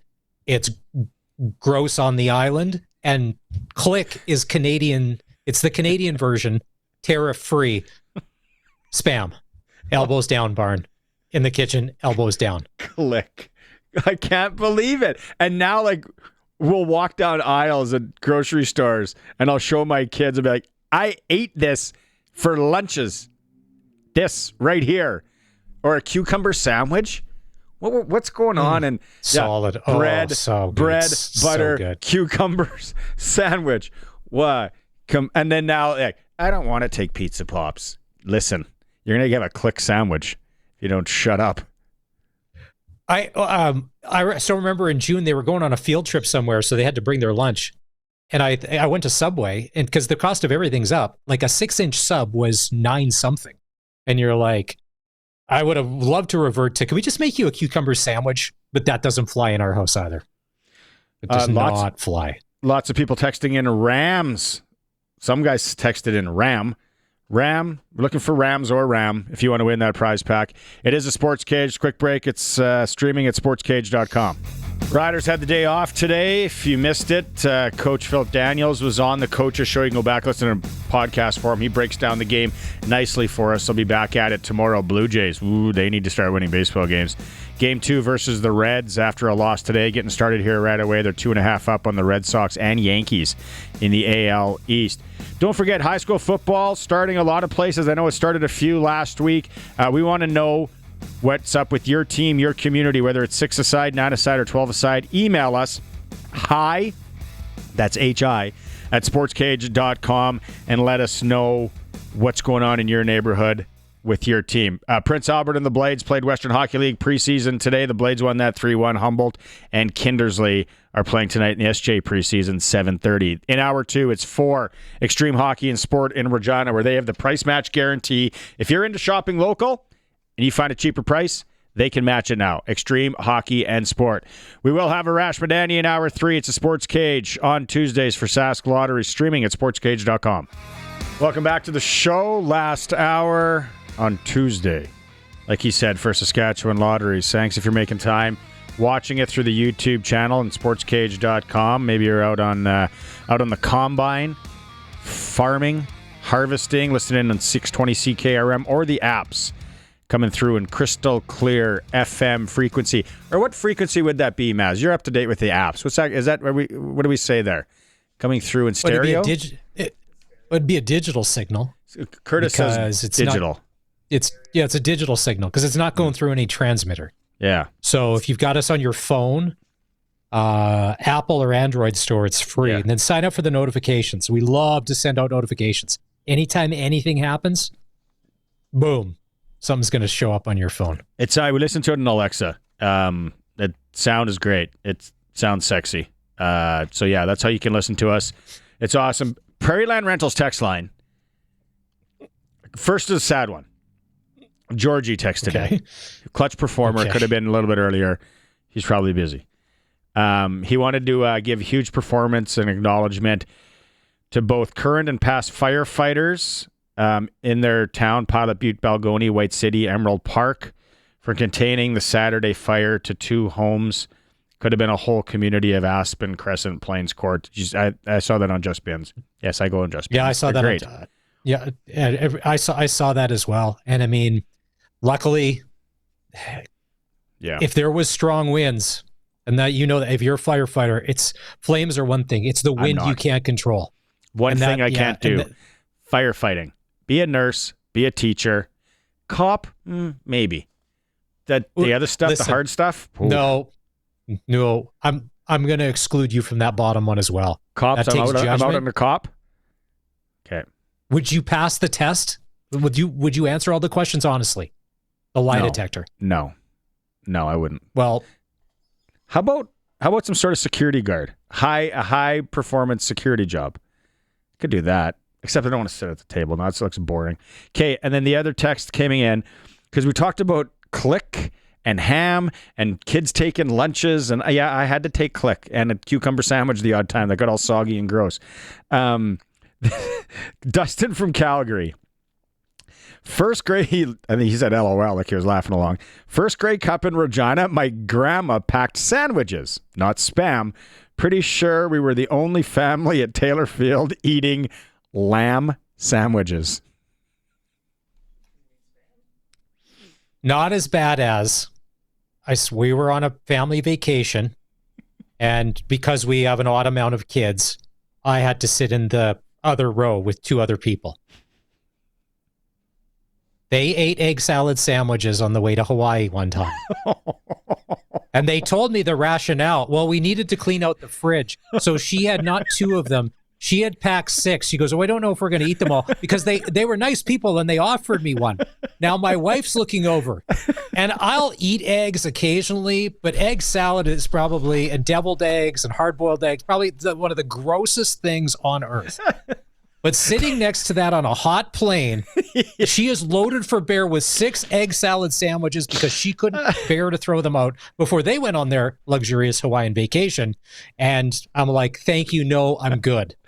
I wish this is long before masking was ever a thing. This was like a decade ago. I would have put on 2 masks to not have to smell that for hours. Masking still a thing in downtown Regina. One just walked by. It's egg salad sandwich on an airplane. I've had spicy food as well. I don't get it. I really don't. Let's maybe let's talk to Arash. What was his favorite lunch to take back in his school days? Let's go with Arash. It's time to go coast to coast with Arash Madani for Smart Investing Solutions. Be smart with your money. Call Brian Gawley at Smart Investing Solutions, 546-2533.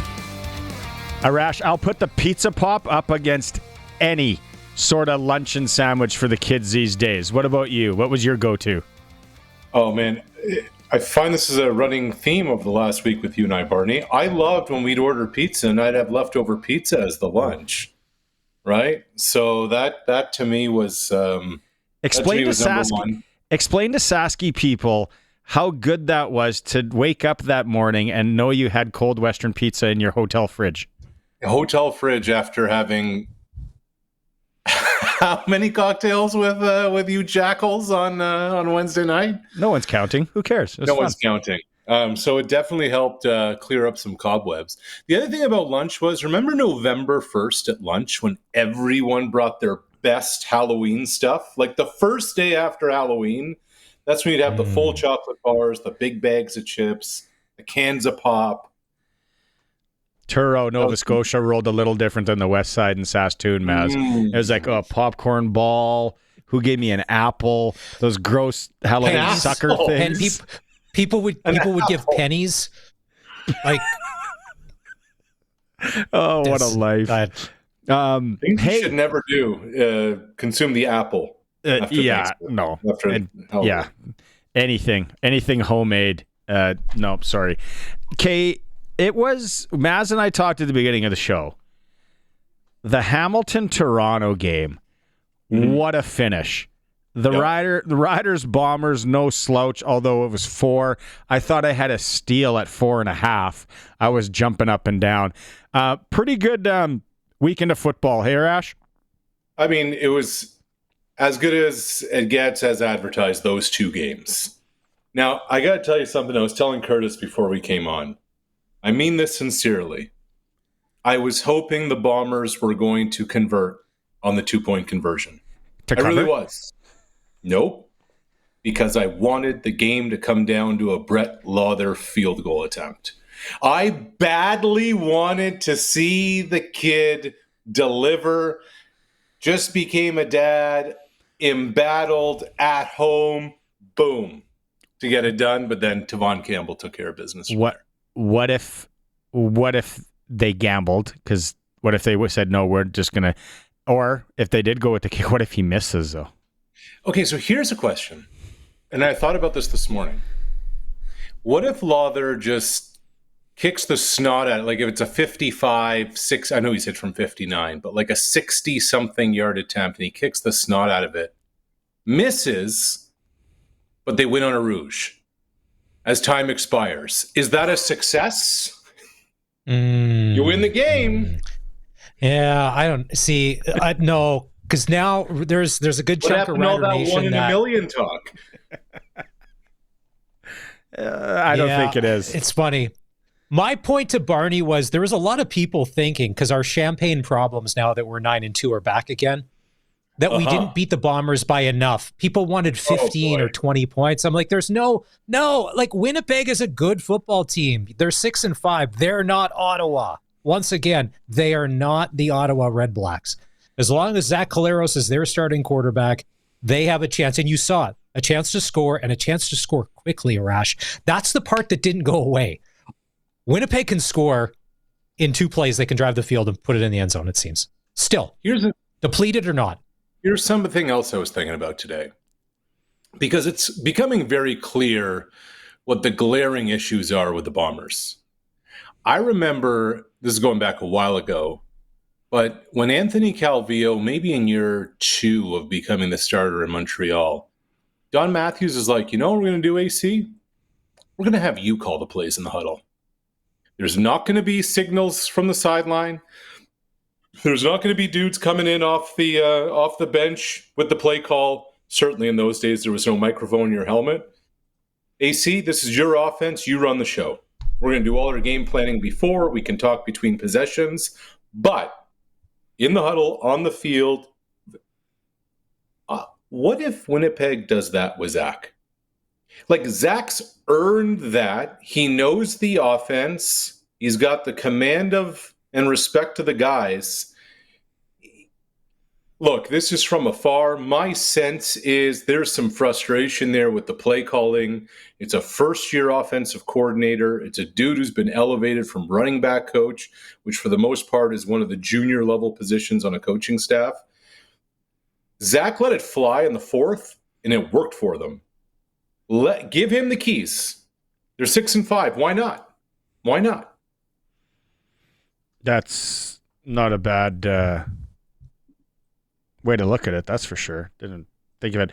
I want to go, you talked about coaching. You think Winnipeg gets out coached a bit in that game? I do. And Curtis, I forgot to ask if we actually have this. Remember at the end of the game, or near the end of the game, the punt? Oh, yeah. Okay, so situational football is about preparation. It's about, okay, let's go through any and all situations in training camp during the week of practice to be prepared for any kind of thing that can happen. The Bombers were fully caught off guard that in a one-score game with that embattled kicker, there could be a scenario in which the Riders would punt the football. How does that happen? Like, Mike O'Shea is a former special teams coach. These are all the things that you have to be prepared for. There's only one of three things that's going to happen here. They're either going to gamble, they're going to kick the field goal, or they're going to punt. And of course they're going to pull out a gadget play in that kind of situation. Why don't you have one person aware of what could possibly be? I'm going to get the back of the Winnipeg Blue Bombers. I haven't seen it in a CFL game. I don't know if ever. I've seen it in Canadian football, but do you know the last, in hour one, I said this, Arash, you know who's had 2 punts in his NFL career and was really good at it? Punted on third down, too, the one time. Tom Brady. That was a Belichick move. Right. Third down, we're third and kind of forever here. Catch him by surprise, punt it. I've never seen it in the Canadian game. If Winnipeg would have been prepared for that, would have shocked me. But now that you look back at it, 3rd and 6, where they were, not going to kick the field goal. Nobody thought that was even a possibility. Mm-hmm. They got lucky. No. They were that. I mean, the ruling on the field was a safety. They were that would have ended the game right there. That could have been a safety. Not only does a 7-point game become a 9-point game, but then you lose possession on top of it all. Very fortunate it ended up being a single point that gave them a shot, which obviously with the Campbell pick wasn't a thing. Arash, I want to go back to the end of the first half because it was 2nd and 1. The Bombers were driving. Yeah.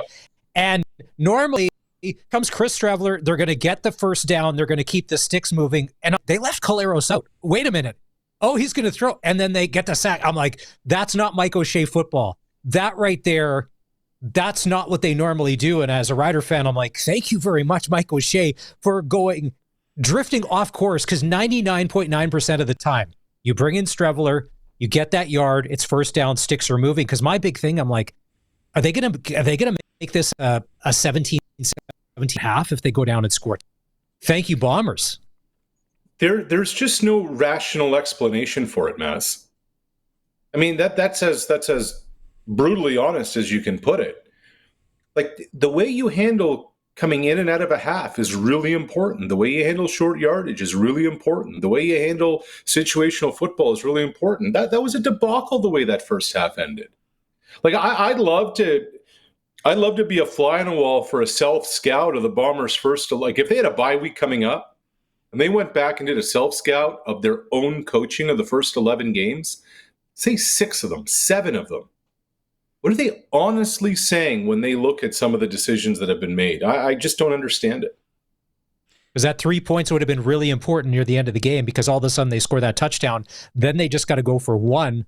And then all of a sudden, then we're going to overtime. And then it's any game, because if you're getting the ball at the 35. It was a weird football game. I'm glad we won. I think a lot of people thought it was going to be a blowout, which it wasn't. Winnipeg's not dead.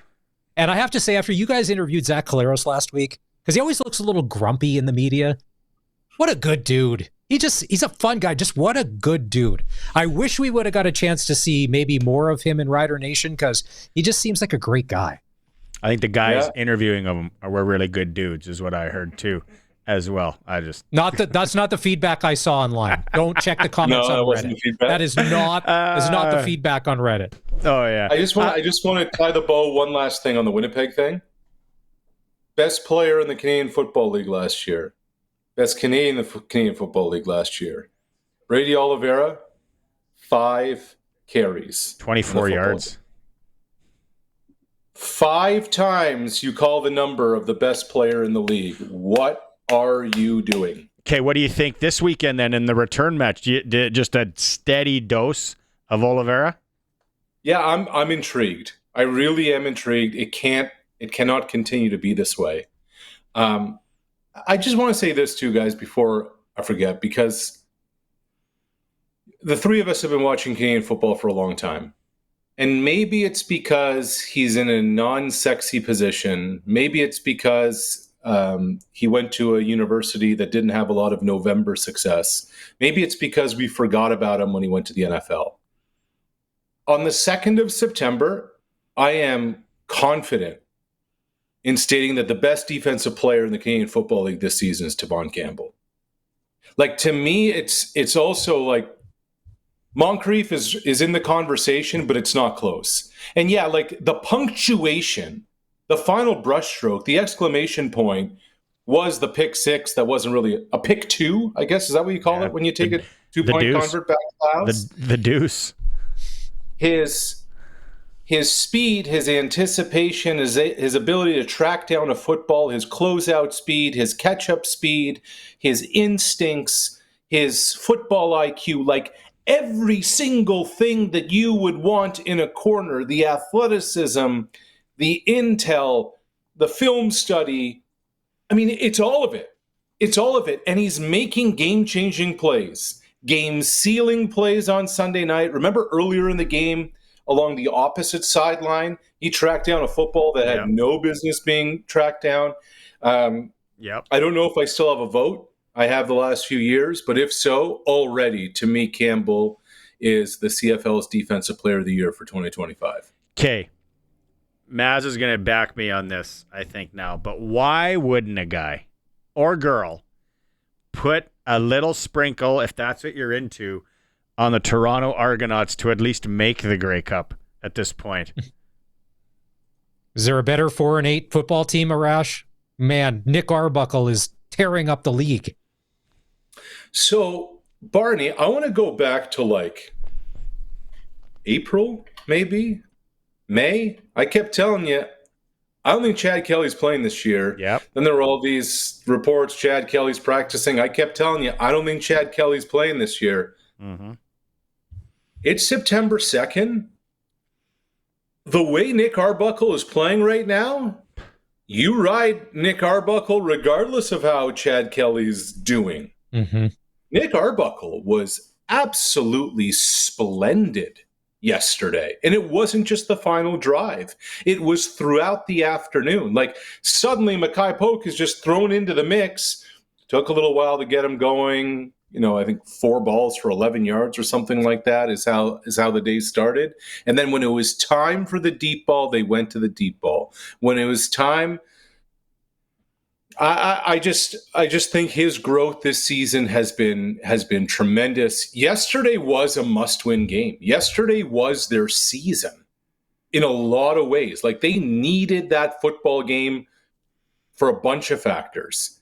And now you look at it and you say to yourself, okay, the Argos are in the conversation. You know, why? 33 of 40, 353, 3 tuds. And what the Argos are now doing is they're They're doing their best to make sure the crossover isn't in play. They're doing their best. Mm-hmm. We'll see. You're kind of on a mini heater with hot takes. Anything else this week after your trip to Regina? I think,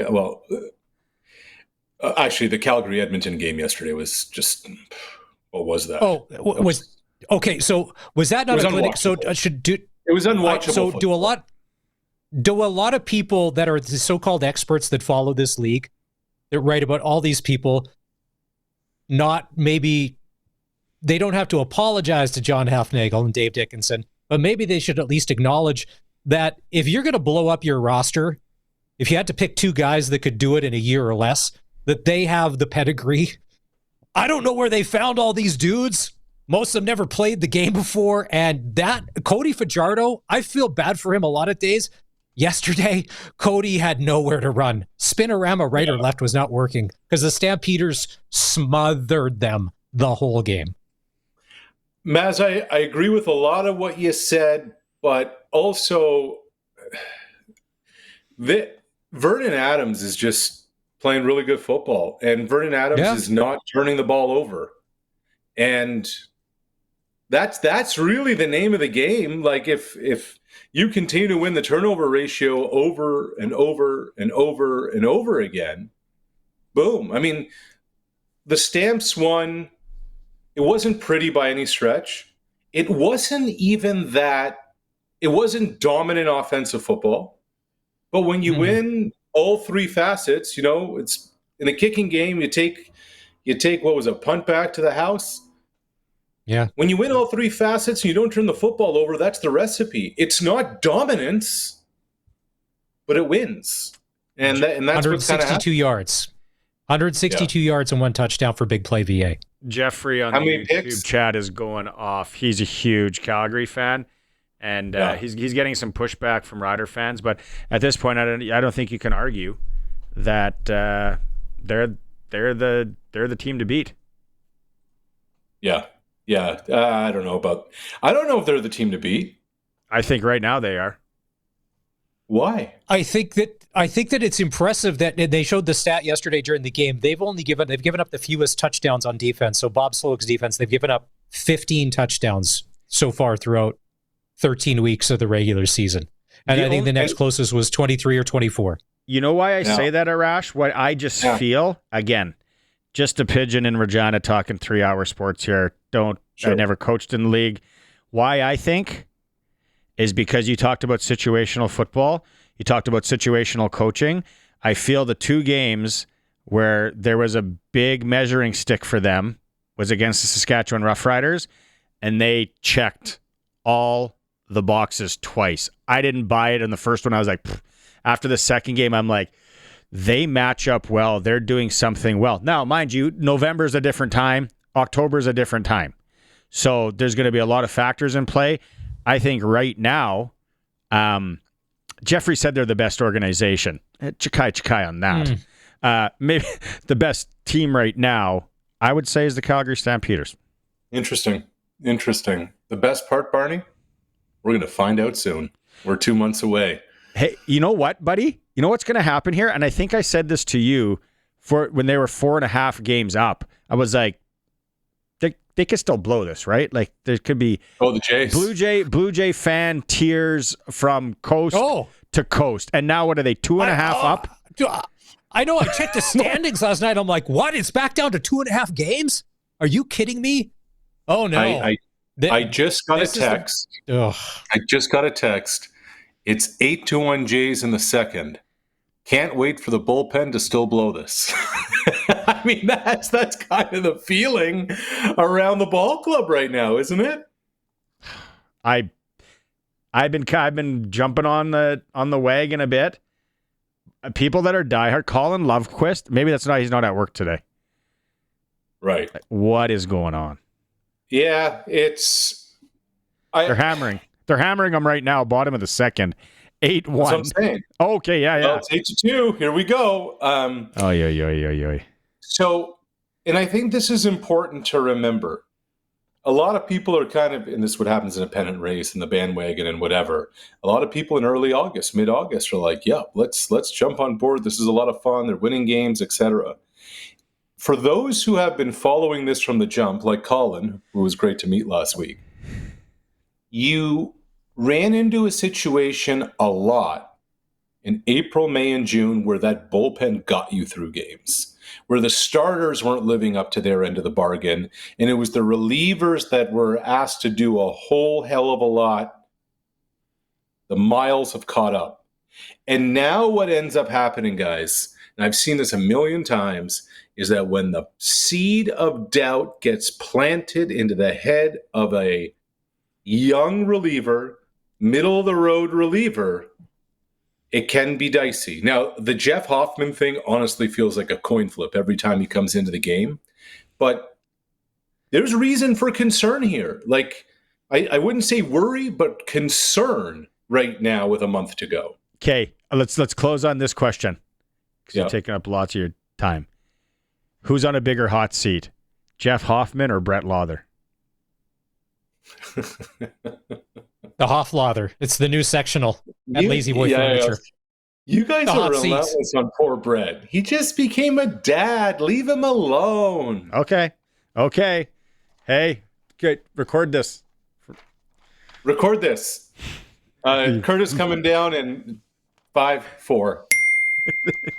Barney, Maz, I'm telling you this, on the 2nd of September, the most outstanding Canadian in the 2025 Grey Cup game, Brett Lauther of Truro, Nova Scotia. Boom. Oh. Arash, those pills really hit you, and you were here last week. I think you're still feeling tipsy. I love it, though. Yes. I love it. All right. And Arash, the best part is that Rider fans, because we love a comeback story, if he does go back home to Nova Scotia and goes for a walk in the woods, if they have those crazy rules, we'll pay the $28,000 fine. We'll start a GoFundMe for him. I like it. Okay. Well, we'll talk to you on Thursday. Let's see how the Jays do tonight. All right. See you, boys. That's it. Coast to Coast with Arash Madani for Brian Gawley. Smart investing solutions. You got to be smart with your money. Call on Brian, 546-2533. We're going to break here. Keep the text messages coming. This battle that's going on YouTube here is funny to watch between Jeff and all the Sasky people. It's a SportsCage streaming on that YouTube channel through sportscage.com. All right, Blue Jay fans, like we said, they're in the bottom of the second inning. It is now 8-3. Blue Jays. They go into today 2.5 up in the Red Sox and Yankees. No news from Ryder Camp as they had the day off today. We'll get more from there tomorrow. There was preseason WHL today. The Prince Albert Raiders, Saskatoon Blades won that 3-1. Humboldt and Kindersley in the SJ preseason tonight, 7:30 in Kindersley. Sign up for the SportsCage Insider Report. Sign up by clicking Insider Report at sportscage.com. and a chance to win. In hour 3, the sports ticker is for Steelcraft Doors in Regina, made in Western Canada for Western Canada. They're now into their 40,000 square foot location, so they got a garage door if you need one. Steelcraft Doors. Maz, there is benefits to tuning into the show right until the end, because we're going to play SaskTel Pick the Score right now. For the next, we got 15 minutes left of talk time in the show. We are playing it now. 936-6262. What's the score in the return match in Winnipeg this weekend between the Riders and the Bombers? Pick the score. Closest one, 2. You got a chance to win a $200 SaskTel gift card. That is a real head scratcher. As I see you scratching your head there on the stream. Well, because so Darian last week when we had him on said, listen, the Riders are going to win at home. They're going to go to Winnipeg and lose. And if there's a lot of people, and the thing is, Darian's been right about everything. He's called pretty much, if you were to go back and look at the game tape, Darian's been pretty much bang on with about 90% of his stuff. Even the Shedeur Sanders, Cleveland Brown stuff from out of left field. I don't know. Who was the texter on the text line that said Calgary is the best organization in the CFL? Because that's an interesting question. They have the best team in the CFL, but I want to know who's the best organization in the CFL, because I don't think it's the Stamps. No, I would. That's Jeffrey. No, JT, Jeffrey, as his friends call him. Jeff. They're not the best. No. Craven has less porta potties than McMahon Stadium. Okay, that's a 3-door outdoor music festival. And from what I saw last week, I'm like, when's Nickelback coming on? Where's Jason Aldean? Like, hello. Like, I get it. It's a stadium. The Flames are never going to put the money into building a new stadium. Oh. So it is what it is. I get that. But, and having Jay McNeil on, but I would love to know, who's the best organization in the CFL? There was somebody on the weekend that said, yeah, so is Calgary getting are the Stamps getting a new stadium? Because that's what I heard. And I was like, they could barely get a new hockey rink. They think you're going to build the Stampede. They better call whoever did the redesign and retrofit of Fenway Park and Wrigley and all these old, and say, hey, can you come look at this hunk of garbage that we got up here, and how can you fix this? Because they have that for the remainder of life. Oh, there will never. Here's a hot take, Arash. September 2nd. At least Edmonton was kind of blessed because of Commonwealth Stadium when it was built and the money that was put into it. That will sustain, although nobody goes. There'll never be a new football stadium in Calgary. I don't think ever. There's no appetite for it. The price of oil is, $60-some? And they just released some number. And like you had said, the Flames could barely get it done. And they're owned by, are they billionaires? Lots of millionaires. But then they figured out a way how to get the city to pay for it all anyways. So, I don't know. Trust me, I don't. Yeah, politics. I don't know. If the Riders get down early, that's what worries me. If, like Suit says, if you get swallowed up in the first quarter, not that we can't come back, but Darian knows, he's been there. Nick Arbuckle, 352 yards passing. Bo Levi Mitchell, 405. That's something. Oh, I want to mention too, while people are playing SaskTel Pick the Score at 936-6262. What do you think the score is this Saturday? High school football, it started last week, but this week is kind of, they're all back to it. We're going to have our Friday Night Lights feature. Warren Steinley, MP for Regina Louvain, sponsoring. We're going to run that tomorrow because there are games on Thursday. So we're going to talk to a coach from a area team, a 6-a-side team, and we'll get right into it. But the 5A-12 started last week. Swift Current 21-6 over Weyburn. Moose Jaw Central 28-14 over Balgony. Yorkton Regional 22-7 over Moose Jaw Peacock. High school football's in full go mode. Those August practices and early September games, you kill for those come late October when there's that first freak snowstorm, and it's like, oh no, nobody wants this. I remember one, and for some reason long sleeves were left in the dryer at Mom's house, didn't have anything. It was like 0 and rain and windy. And, like the coaches at Bedford, like they was like, we gotta go, it's cold, gotta get out there. It's like, come on. I need someone to get me a jacket. I'll take a jean jacket at this point, put it under my gear. I went out, my little brown arms, I remember they were just felt like frostbite. I was a quarterback. You got to sit there, stand, and throw. You're just standing around. Oh. Yeah, you were the Trevor Harris. You could have punted the ball and stayed warm. Yeah, that's funny that Coach Daniels saw him stretching. If you didn't listen to that, go back and listen to the podcast. Yeah. The Coach's Show was awesome today. Phillip Daniels, he might be our NFL insider. I would love to get him, and I don't know if he drinks beer, what kind of few beers around a table. Could you imagine the stories that he could sit around and tell? From everything he's seen from the SEC to the NFL to the CFL, and how he loves the fact that he goes online. He's a professional football coach, and he still makes time to go online and troll Alabama Crimson Tide fans on Facebook. When he said that, I'm like, should you be saying that you actually go online and troll people?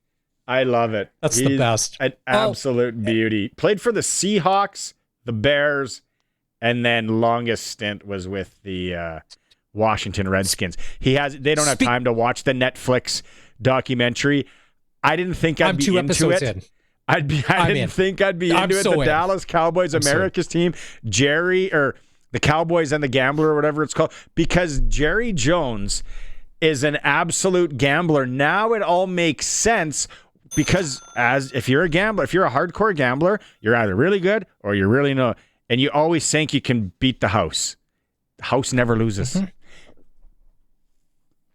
Mm-hmm. For what he's done, it's incredible. So I'm 2 episodes in, which is great.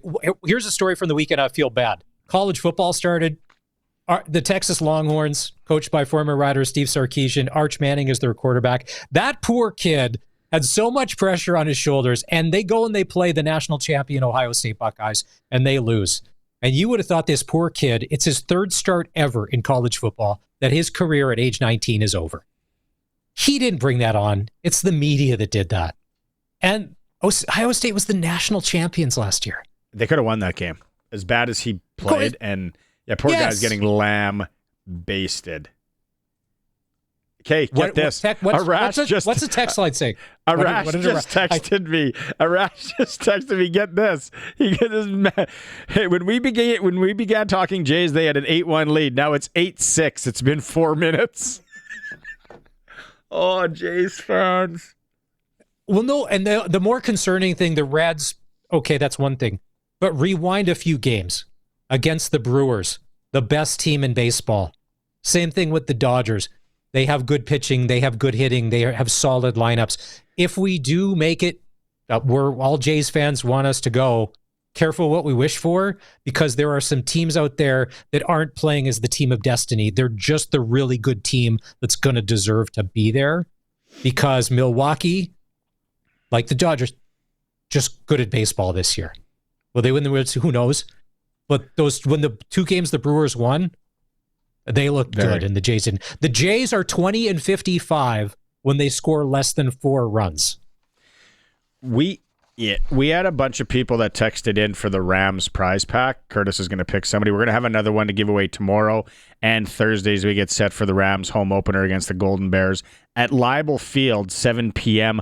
on Friday. We'll give away 2 more tickets tomorrow with the Rams youth hoodies and water bottles. Also, if you missed it, the Saskatchewan Rough Rider Foundation 50-50 this week. The early bird prize, you got to buy by Thursday at 5 p.m. It's a Mexico all-inclusive. It doesn't say where in Mexico. So it could be like, hey, hon, guess what? It's our anniversary. I love you. We're going to Mexico. Where? I don't know. I brought Rider 50. I won. But where we go? I have no idea. I drove once all the way from Flagstaff, Arizona. We drove to Guaymas, which is on the coast, and we went through Hermosillo, this city in like central Mexico. There were so many VW bugs from the 70s. This was like 1996.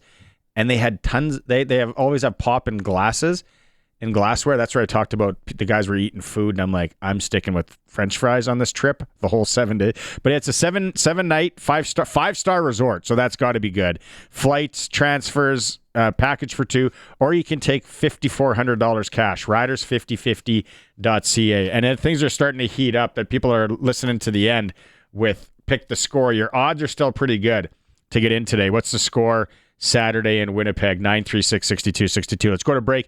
As we come back, we're going to talk some more about the Riders, and we're going to hear Mario Anderson's post-game interview with Tegan Whitco is awesome. You can just tell how genuine of a guy he is, how happy he was to score a couple of tutties, as the kids call them. It's a Sports Cage. We're streaming at sportscage.com and on the home of the Riders, 620 CKRM. Thanks. It's for Saskatchewan Lotteries on Tuesday, main fundraiser for sport, culture, and recreation in our province. Maz is with me. Everyone's participated on the Western Pizza guest hotline. Be a great night for a Western wheel. Any of the Greek favorites they have. Call your local Western Pizza on the way home or tonight or whatever. A lot of people coming in on the Pick the Score right now. We're playing SaskTel Pick the Score for the last 5 minutes of the program. 936-6262. The one thing that we're going to hear from Mario Anderson and his 2 touchdowns in a bit. The one thing I kind of was like scratching my head, then Dave Thomas made sense of it in our production meeting this morning, was they pulled AJ out there, and they were like tight to the goal line. And then they put in Mario. And I was like, oh, that's kind of weird. Why are they doing that? Like, I don't know if there's a bonus structure for AJ. I'm like, he's probably going to want the touchdown. They're on like the 3 or 4 here. Hey, what are you guys doing? Taking the money out of Jimmy's mouth here. But they put in Anderson, touchdown again. Dave said that AJ needed a blow. He was tired. I didn't notice that. I didn't notice that part. Yeah, I saw him coming off. He's like, he was signaling for the replacement to come in. That's the thing. Normally, the Bombers of old, they don't give up rushing touchdowns from the 24-yard line. Like, somebody closes that down. Mm-hmm. So that was a great play call, Mueller. Great hustle by Anderson. But normally, that, like, being honest, if you said, hey, Mueller, are we scoring on this play? We're going to get some yards. Mm-hmm. Normally, you don't score from 24 out on a sweep right. Look how happy he was to score, right? First 2 tees. Yeah, and then the second one that Curtis just showed, I think it was like maybe from the 7-yard line, a little bit further out than I thought. It was, I was like, oh, they must be running to the outside here because they pulled AJ out, or maybe they're doing an old-fashioned pitch out, but they ran it kind of right off tackle, maybe right through the middle. And, yeah, he was in there. It is right here if you're watching the stream. God, is he jacked. Awesome. So awesome. Excited. One of the most encouraging things I saw at the game on Saturday, there's a lot of beauties, guys and gals, for the Pilsner Cup advertising campaign that we may have to track down that are going to be the faces of like this as we get it going. There were some people in fine form. I wanted a 2:00 kickoff. I think the game should start at 2. I like early football games. The 5:00 crowd that probably was up by about 9 pre-gaming, and then pre-gaming the pre-game to pre-game. By the time they got to Mosaic, some good costumes, some spirit. It was great. It was great. There was people guys just giving her. Yes, see lightning here on the YouTubes. Like, need to keep AJ fresh for the cold weather. Running backs take a lot of punishment. Totally aware of that. CJ got that. I've always said load management, that guy, because he runs so violently. He doesn't have an off switch. It's either give her or I'm not playing. Crank it. So the other, this weekend, so Friday the Rams play at home against Alberta. University football was off the charts. Upset. The Rams game was crazy. Huskies were in a heater against Alberta, but won. Then the Thunder. Good job, Curtis. Look at Curtis on the ball today with all these video. The Thunder and the Hilltops play 7 p.m. Saturday. Third-ranked team in the country are the Thunder. Greg from Piffle's podcast is supposed to be coming on tomorrow with me. He's a big Thunder guy, so we'll get into that. That's a great football game. So there's good football in town, and then you can watch the rematch of the Labor Day Classic in Winnipeg on Saturday as well. NFL starts this Sunday. No, Thursday, Dallas, Philly. And then Friday, the Chiefs are in Brazil, Sao Paulo. Sao Paulo. Curtis has been there. Is that where he got his perm from? Backpack. Oh, it's not a perm. I'm sorry. I'm not allowed to say that. It's not a. Did you like when I sent you last week the picture? You're getting rid up. You're getting rid up. I'm putting in a formal complaint right now, Maz. This is workplace harassment. No. Where'd you get your perm, Maz? Where'd you get your perm, Maz? H&R. No, it's who sponsors Double Talk on Mondays? Where'd you get your shaving cream, Maz, to get such a nice shiny dome? Campbell Safety Consulting can get me a plan. We're so getting out of this. You have no proof. It wasn't me. That was AI. It was AI generated. I never even said that. Okay, we got and Maz isn't even my real name. You don't even know my legal real name. I mentioned this. This was awesome after the game. We'll wrap things up with this. You can keep the pick the scores coming for the next 4 minutes. Curtis is good. But I'm back tomorrow. I said Greg from Piffles will hopefully be here. But this is Tegan and Mario Anderson post-game. You just really got to take a liking to the guy and how how appreciative he is of everything and just how much fun he seems to be having. Here it is. Tegan? I'm here with Mario Anderson Jr. Now, not only did you score your first touchdown tonight, but you got 2 of them. Walk us through that first one there. How did that feel? Just being able to have Coach Mueller and the offensive guys trusting me to be able to go out there and make a play. Outside zone, follow Brammer to the end zone. He had a lead block, and, the rest was the rest after that. And talk a little bit more about that offensive line. Maybe they don't get the love they deserve because they're doing their job, right? I saw you go right to Ferland to have that Sally. What can you say about those guys? Man, I hang with those guys all the time. I hang with those guys all the time, man. I feel as though our team chemistry, the chemistry that we have as a unit together, man, it's unbreakable. The bond, love those guys to death, man. I'll do anything for those guys, man. I just appreciate them going hard every single day. This is one incredible atmosphere here for the 60th annual Labor Day Classic. What do you want to say to the fans? Thank y'all for coming out and showing out. We appreciate y'all for this province and for this team, and thank y'all so very much. Mario Anderson Jr., first 2 CFL touchdowns tonight. Enjoy the win, buddy. Yes, man. Thank you. I appreciate it.